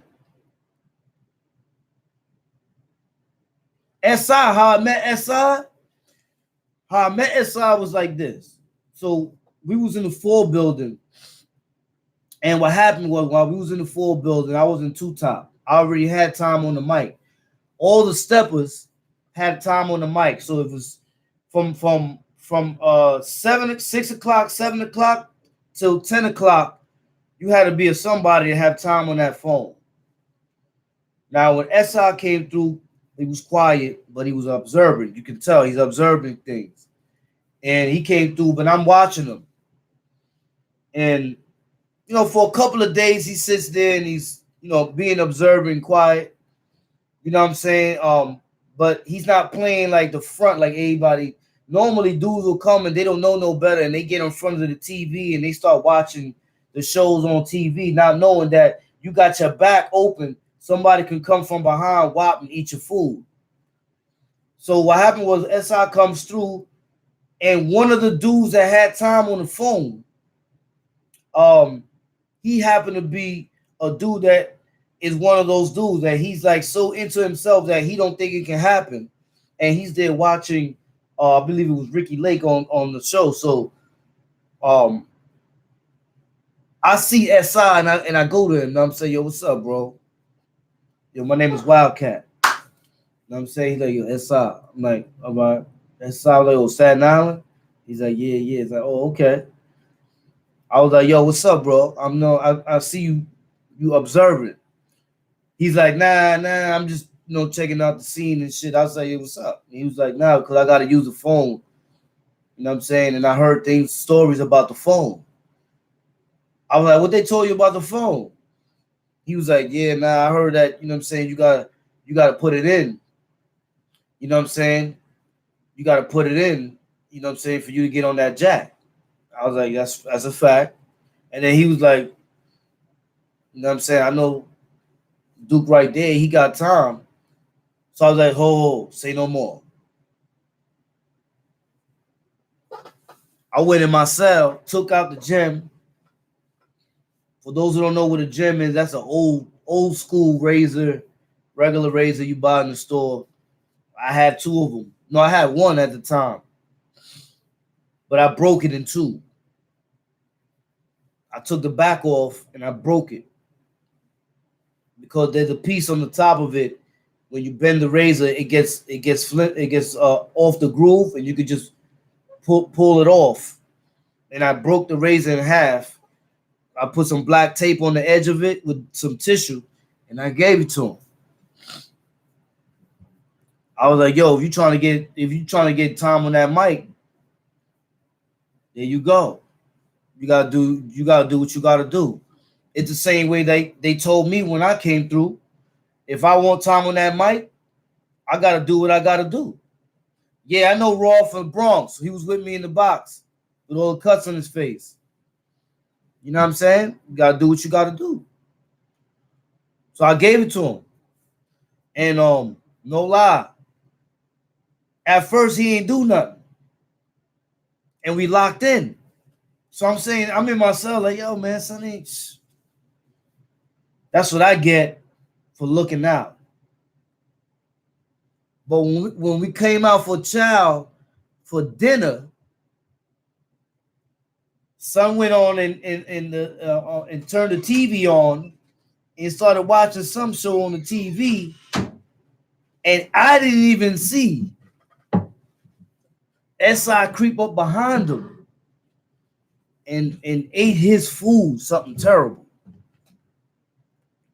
And after that, you know what I'm saying? He was like, yo, what I do? And I said, yo, you got to put tissue on it in plastic. Hurry up and boof it because you never know when you're going to have to use that again now. Because now you're going to have drama. You're going to need to have your gun on you on all times. Because if you don't have your gun on you at all times, they're going to eat the same thing you just did to him. They're going to do it to you. So he said, I bet. So he went, he took the tissue and all that. He blinked, he boofed it, and they came and took him out. And they took son out and they sent him to the hospital because he had some, he cut him so deep that you could see his teeth and his gums. His teeth when after he moved away and he went like that, you could see his teeth and his gums. You could see it through the side of his mouth, through the side of his face. Excuse me. He ate him. You know what I mean? Yeah, I'm out that life, man. You know what I'm saying? What I'm saying is that these stories that are told, they're told with a purpose. They are told so that a person can feel what it was to be in the situation. You know what I'm saying? Because if you start telling jail stories about what other dudes done did and all that, it's like Mario Machete said earlier, man. All you're doing is name dropping. Appreciate you, Raw Vlogs. Appreciate you, bro. Shout out Rob Vlogs. Oh, how did I meet KK? Oh, KK, I met KK in the Bing. KK was coming down from up north, and he popped off somewhere on the island, one of them buildings. I know he popped off, and they sent him straight to 1B. They put him down there with us. You know what I mean? And once he came down there with us, number one, he was homie, and number two, he had to put in major work for him to end up down there. So you know, we saluted and we greeted him when he came down, and he got embraced because you know he was blood and he put it in. So when he came down to 1B, we welcomed him. You know what I'm saying? Because now everybody can say they came down to 1B and stood down there with all of us. Facts, Killer Kev. Killer Kev in the building. Rack. Salute. You know what I'm saying? Not everybody can say that. He can, but not everybody can say that. Matter of fact, I don't even know anybody else that can say that, to be honest with you, but him. You know why I say that? I love you too, Killer Kev. You know why I can say that? Because everybody else that came down there was scrutinized. Killer Kev wasn't scrutinized when he came down there. We didn't have to scrutinize him. Because he came right in there. Wow. He came in there on his bullshit. So we didn't have to scrutinize Kev when he came down there. But there was a lot of individuals that came down there that we had to scrutinize them. We had to see if they was really about it like that. Like we didn't, tell Shaolin I send my love, Kev. Damn, shout out Shaolin, man. Yeah, we didn't have to scrutinize him. You know, but there was people that came down there that, yeah, they did maybe a movie or two, and we were scrutinizing them still.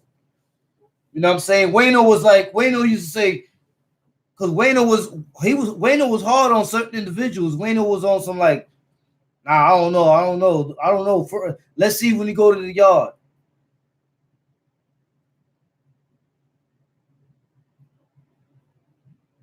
Nah. KK was eating food, yo. I can tell you that offhand. He was eating food. So he didn't need no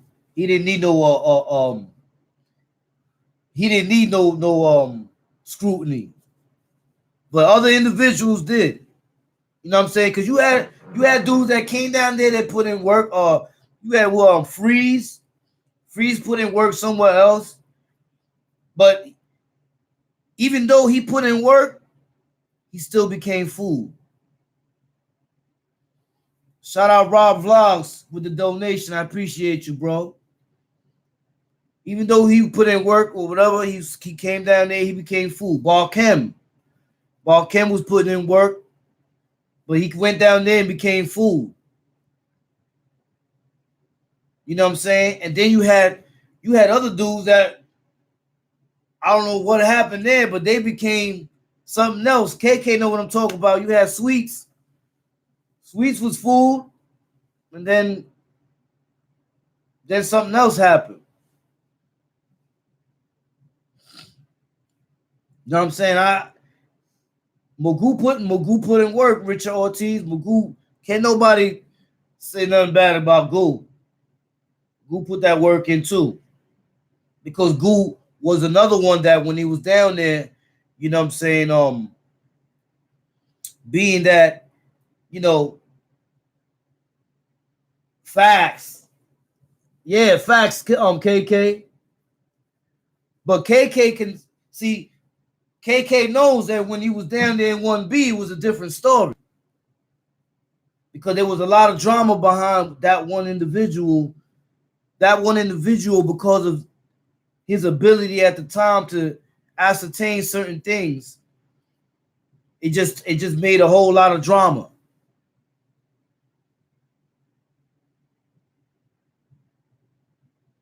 You know what I'm saying? Quell was official. Quell was doing his thing before me. Scar Valentine, hell yeah. Yes, that's true, KK. Even people that came down there that were blood. That's what I'm trying to say. Even dudes that were blood that came down there was scrutinized. You're the only one that wasn't. Everybody else got scrutinized. I'm sorry if they take it however they take it. Everybody else got scrutinized. Because if you're going to be down there, you know we on go time down there. We on go time. So if you're on some only if I have to type of shit, nah, you in the wrong spot, bro. And that's why people didn't stay down there. Killer Kev did. You know what I'm saying? He stood down there till he went up north. He wasn't going nowhere. Because you know what happened? This is how it went. KK comes from population. He comes down to the Bing. When he comes down to the Bing, we got all this different type of drama now. So KK just coming down, police is going to be scrutiny of him. Only the police is going to scrutinize KK, not us. KK goes to the law library and pops off. So now what happens? They already know, look, that's why he's down here, because look what he did. He just came down here. He only been down here a couple of days, and he goes to the law library and he pops off.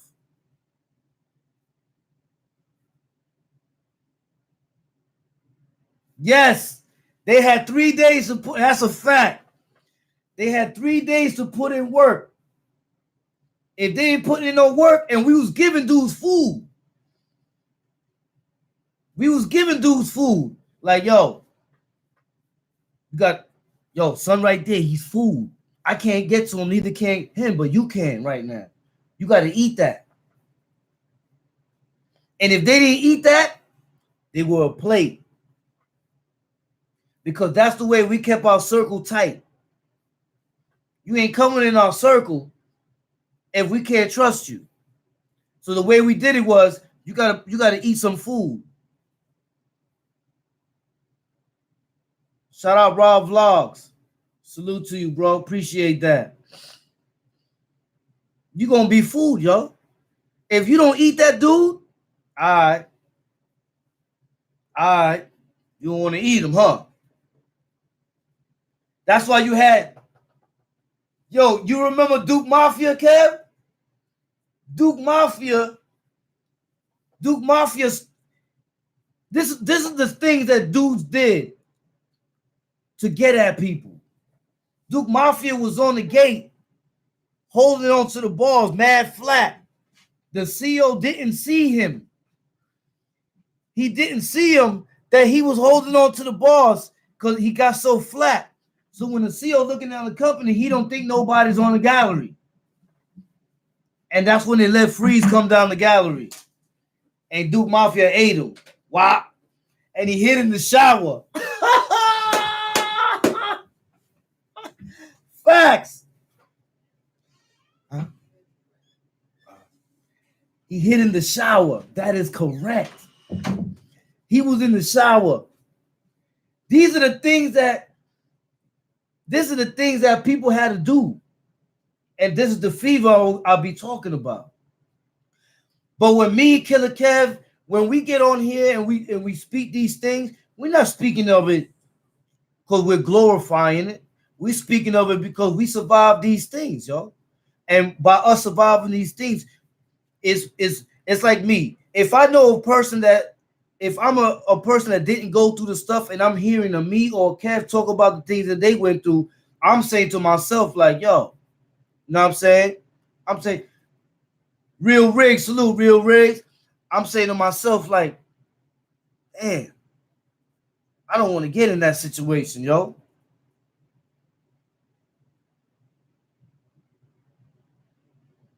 Yeah, that's a fact. We were the best. That ain't no lie, Kev. We were the best. Because we were the catalyst of the movement, yo. Without those people in 1B, this one it got to as how it got to.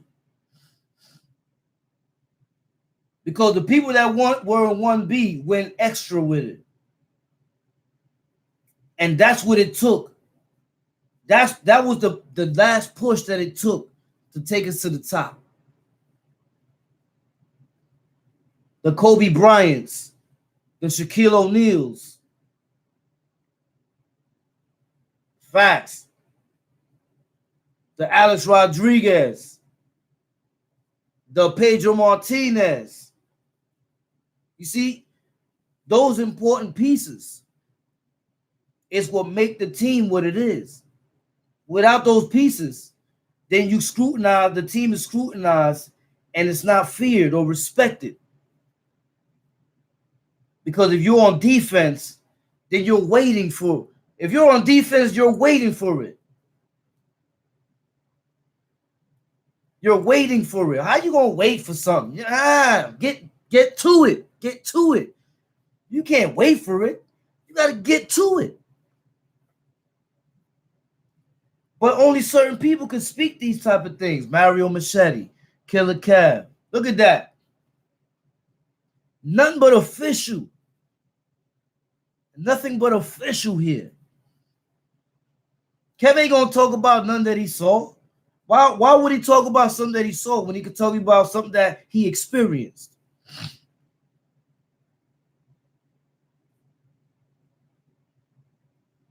For what? The best at promotion. We were the promotion. We were the statement. We were the catalyst. The promotion, the statement. When a statement was made, the statement's original statement originated from the people that were in 1B. Because they made the statement. The stamp. Bing. We here. We're not playing. Facts. Coaches get respected when they played. Yeah. Because Being OGs didn't mean that we had to fall back and watch shit. We had to still keep putting in work. See what I'm saying? You still had to put in work. Fact Maple Zero. You see him? It's the Spartans. You see what I'm saying? So we all want to be factual. Robert Greene, yeah. That's the 48 Laws of Power. You know what I'm saying? Like, we all want to be factual when we speak, man, because it's very important, man. Being factual, to me, I think is highly important. And that's the reason why when I went up there on Queen's Flip, I ain't speak nothing but the truth. Niggas never sugarcoated anything. Why? Because I'm not that type of guy. You see what I'm saying? I'm not that type of guy. They say how it is and mean it how it's meant. You know what I'm saying? So that's why I say, man, that you got to be totally appreciative of how things go, man. This is why we speak about these things. Shout out Killer Kev in the building. Shout out Mario Machete in the building. You know what I'm saying? Shout out the people in the chat in the building. We all in together now. You see what I'm saying? Fort Green in the building. Shout out Fort Green. Shout out Quell. That's Fort Green's finest right there.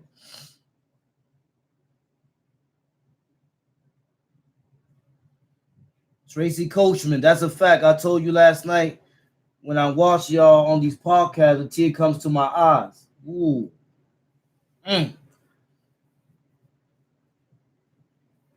Raw Vlogs, I appreciate you, bro. Shout out Raw Vlogs. He says, say what you mean and mean what you say. You know what I'm saying? Say what you mean and mean what you say. It's a fact. Yo, you think Scheme would fade? I both told him free that. So CK. Oh, he good. CK good.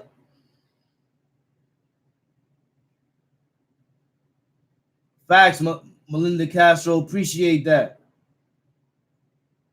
John Jones, that's a fact. I got the music coming out soon. Last night I let everybody hear some Bird Gang Shooter, man. Make sure y'all tune into my son. That's the Billy right there. Official. Bird Gang Shooter. Go check that out. Salute Maple Zero. Appreciate you, bro. Yo, make sure y'all check out Maple Zero up too, man. He got some joints up there. Man does his research. You know what I'm saying? Oh.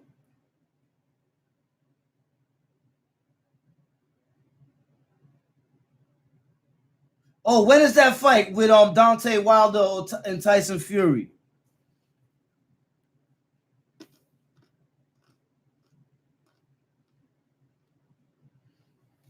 Dan Johnson. Dan Johnson said, yo, Cat, it's a blessing to be out and free after surviving years and not thinking you will ever be out again. Yes. Mario Cuomo.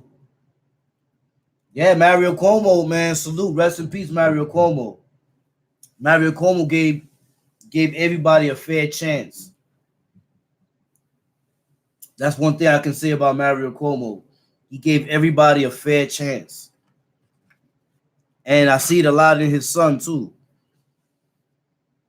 And his son is the governor now. That family, that Cuomo family, they're fair people. Like, they take consideration into the things that they do. You know what I'm saying? And they were and if you look at work release back then, you had people that had all types of cases that were doing good. They weren't even messing up or nothing like that. But the Cuomo family has always been like that. They're analytical people. If you see, look at his son, how he goes to the jails, he goes to places, and he observes things for himself. You know what I mean? And the Cuomos, they like that. You know, that's why listen, I give props what props is due. I don't care who you are, who you work for. Props is props, and when I say props, I mean respect. You know what I'm saying? And I definitely respect that family, because that family, you see it yourself. They're analytical people. Put my money on Fury. Hey, yo, oof, I don't know. I gotta see. Matter of fact, today I'm gonna watch the last fight.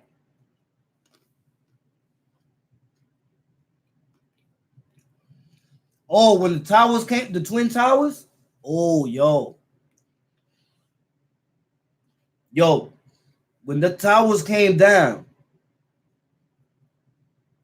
the power went off, and then it went back on. They did that on purpose, though. And then we started to hear it on the wall jack, and I was like, "What?" And I remember my mom sent me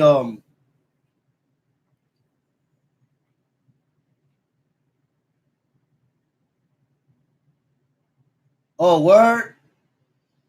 Yeah, Elliot Spencer when it came 395. Look at that. See? And look how we learn.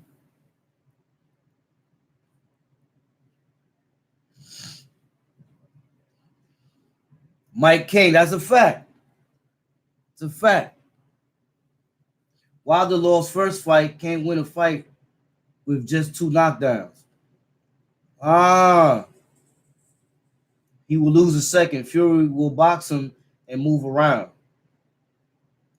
Yeah, I'm gonna study them today, because I'm gonna study them today. A lot of people is talking about this fight too. I'm getting a lot of feedback on that fight. What I might do is when is that fight anyway? When is that fight? Anybody know when that fight is? Tracy Coachman said, I remember when nigga used to cut a nigga and say, don't blow it up. That's a fact. Yo, I was saying, February 2nd. February 22nd. Okay. I remember, I still say that to this day, don't blow it up. But these dudes blow it up all the time. This is what you get, the 3 things they say. I'm not letting nobody cut me. I ain't doing nothing. Or I'm not doing. Look, for example. Suppose you cut a dude. That dude don't say nothing. You know what happens now? If he don't say nothing, y'all gonna bump again. So now he gonna get his revenge back sooner or later. What's that? What you can't hit, what you can't catch. That's right. You can't hit what you can't catch. I always said that because I came up in the speed era. You know what I'm saying? I always said that when you have fast hands, they're able to accomplish more than when you have heavy hands. Some people can take it. But when you have multitude of punches and bunches, it frustrates the fighter, and it also messes you up. Messes him up. Because now he's like boom, boom, boom, boom, boom, boom. Like there's no organization. That's why you think Bruce Lee said, don't calculate what you're gonna do. Let it be at the moment of what you have to do that it gets done.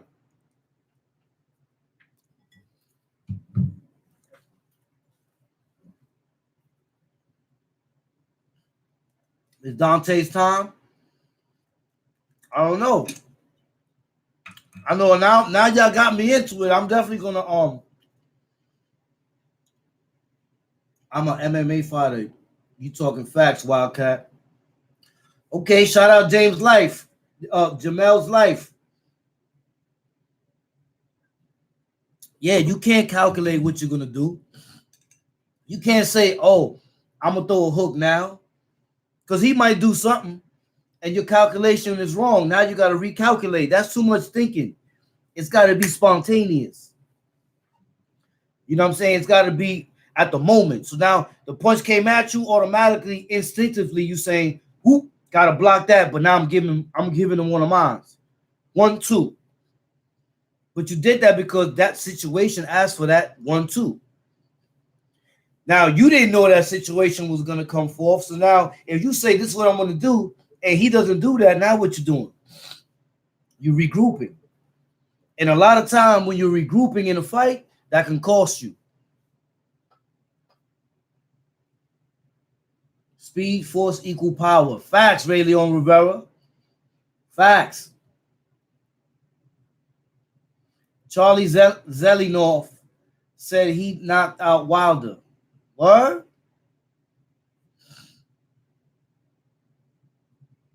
Yes, Tracy Coachman. He said the CEOs used to be down with it. Just don't make them do the paperwork. That's how they was giving it up back then. That's a fact, Tracy Coachman. Hey, yo, I remember, no lie. This is crazy what I'm about to tell y'all. But it's so true and so deep. When I knocked out the warden in OBCC, and I got beat down or whatever, and I went to the Beacon, and I got jumped there again too. They put me in this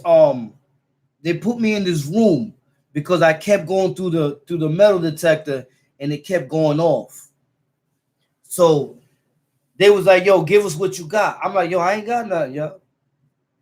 They're like, "Yo, you got something because the metal detector keeps ringing." I said, "Well, that metal detector don't work."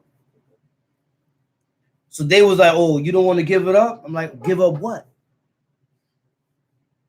So what they did was, there was a room down there somewhere where there was garbage and stuff, maintenance they was doing, but there was cells down there. I guess they was supposed to be like watch cells.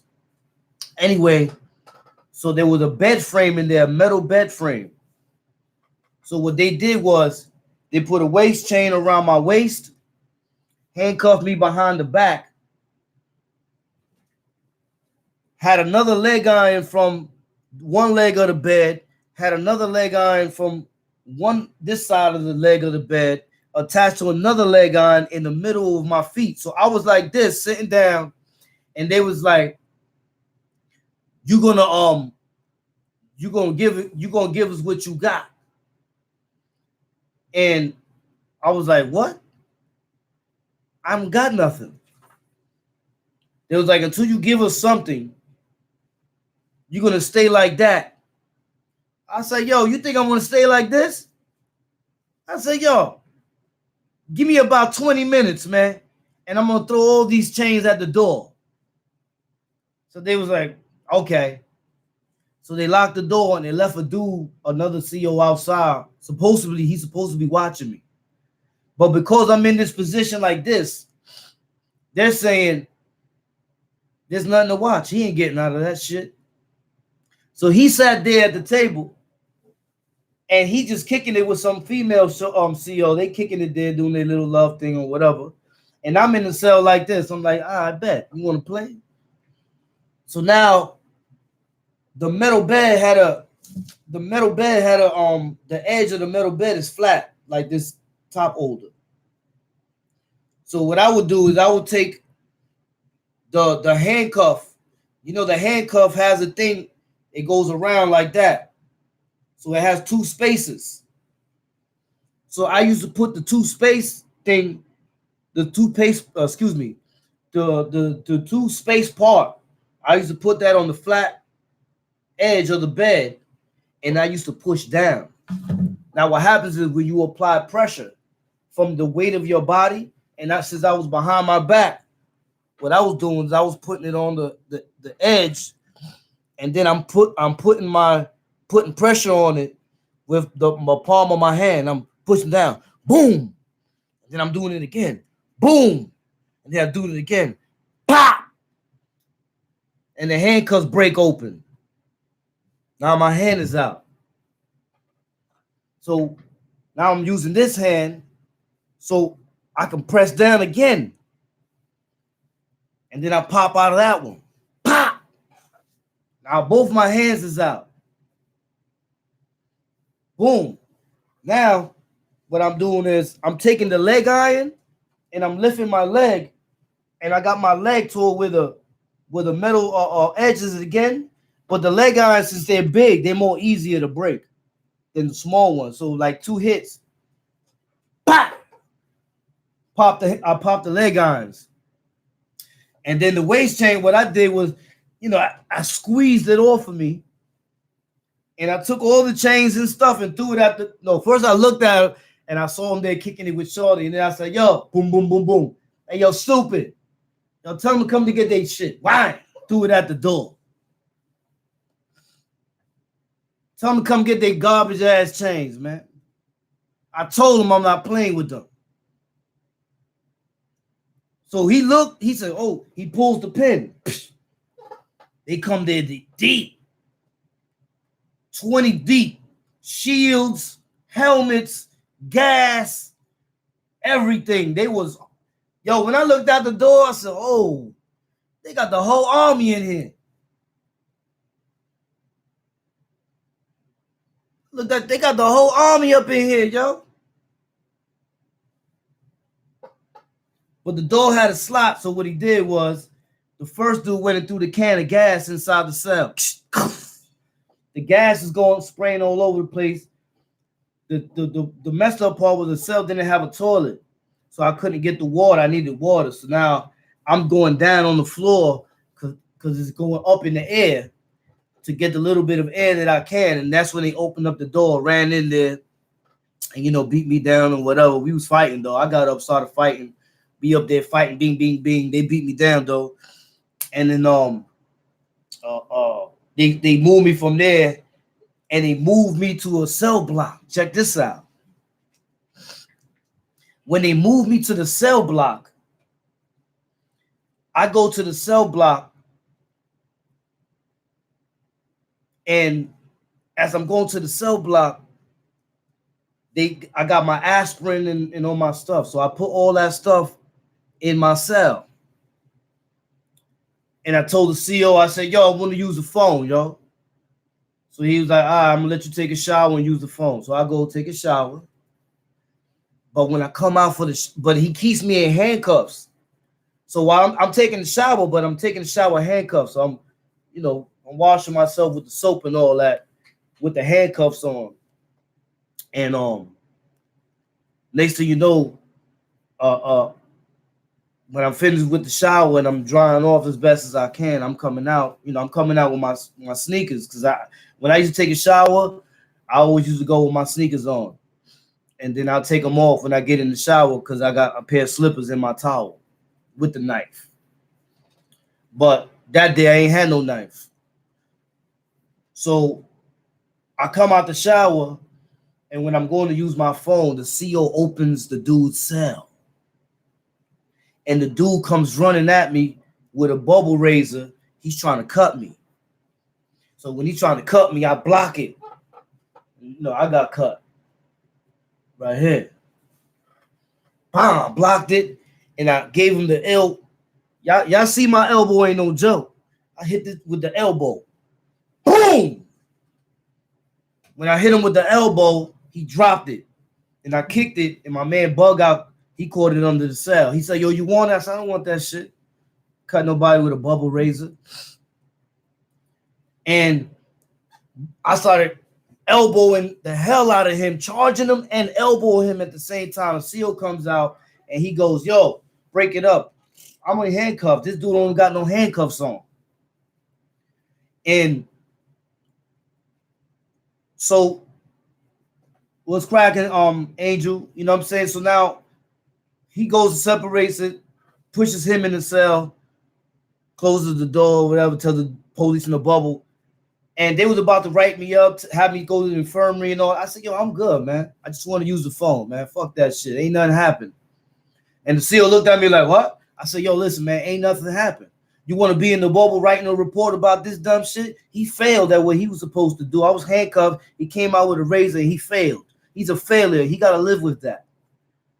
Me, I don't care about that. Me, I got to use the phone. So what's up? He's like, all right. So nothing happened? Nothing happened. You saw it. Nothing happened. Cool. I put a bandage on this and I let the shit hit. You know what I mean? Now, that same dude, in the middle of the night, they cracked his cell. I was asleep, but I heard the cell open. I was sleeping because remember, I came from the hospital. I just took like 3 beatdowns in a row. You know what I'm saying? So I'm healing right now. I'm on heal time. So I'm drinking my ibuprofens and I'm putting on the stuff on my face and all that, and I'm healing. They take him out in the middle of the night. They beat him down because he was working with the popo. The popo sent him to cut me. And that all came from when I knocked out the warden in OBCC, and he sent a message to them over there. And then they send him at me because of what I did. That's how much drama I had over that shit. So they beat him down. So when he's coming back, because I hear the door open in the front, he's coming back. I'm looking through I get up, and, you know, I'm a little bit sore because, you know, I'm healing. And I look, and I saw son's face. He was all messed up. They beat the crap out of him. So they put him in a cell, and they walk away. When they walked away, I said to son, I said, yo. And he came to the gate. And he looked at me all stupid. I said, yo, listen, man. Listen. Right now, you need to heal, my dude. I got aspirin and all that. They're not going to give you nothing. First of all, you should have never came at me for them. They're the ops. You know what I'm saying? But you didn't know no better, or they probably promised you something that they weren't going to give you anyway. So check this out, man. I gave him half of my aspirins, and I gave him my alcohol pads. I gave him some alcohol pads. I gave him a bandage. I said, yo, heal up, bro.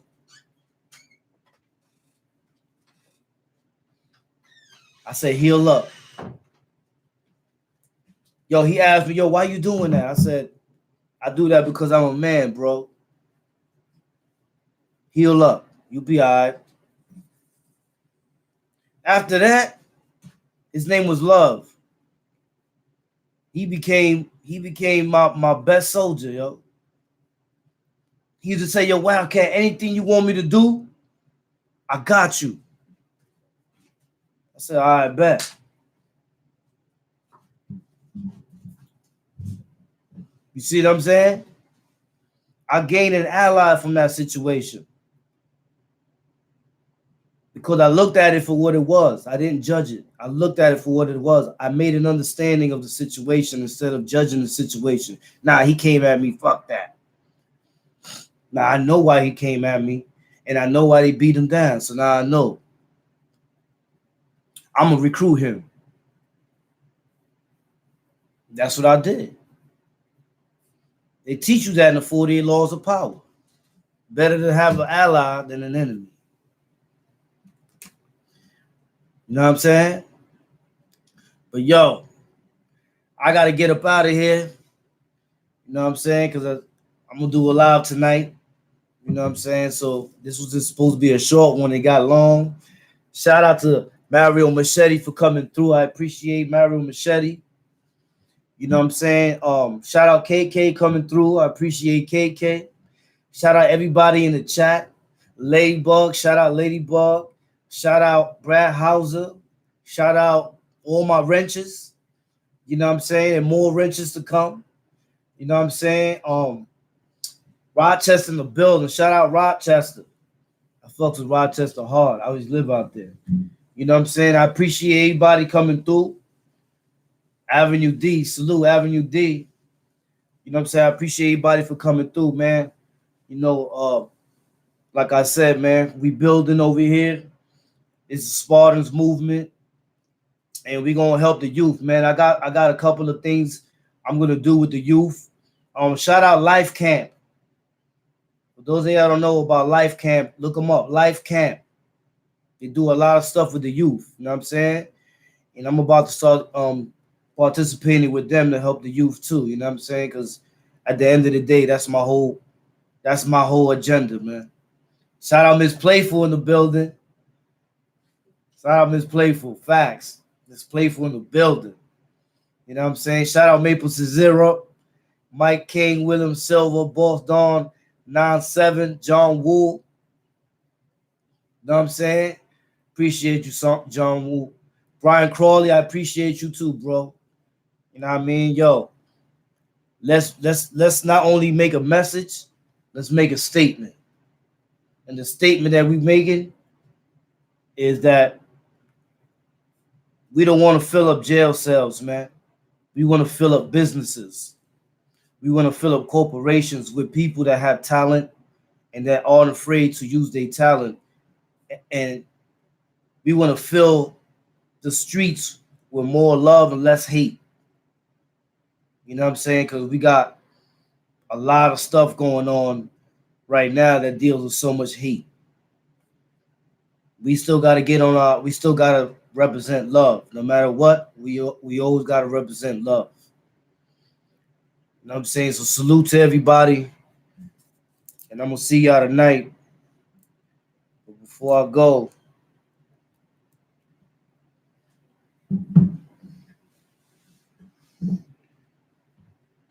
I thought I'd hit y'all with one of my classics.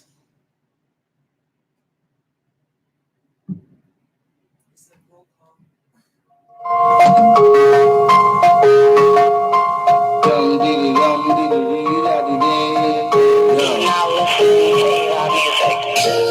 the fuck said you can walk home and it'll be safe? Not in Brooklyn. Sound like that. Better have somebody walk with you, you heard? If you don't, your money's my money. Yo, check it.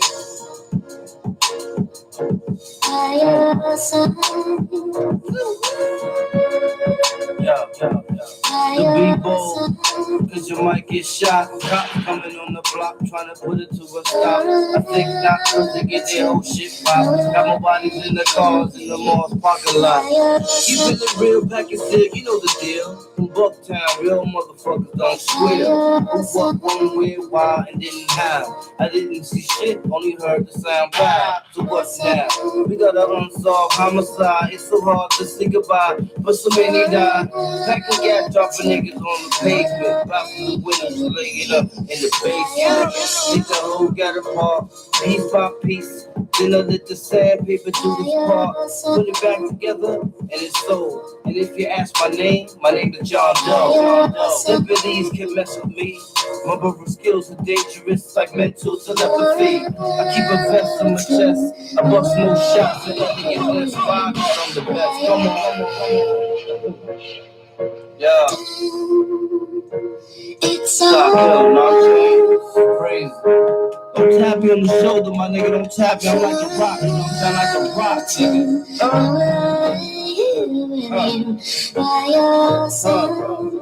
I keep the ratchet by my what? By your side. I keep the ratchet by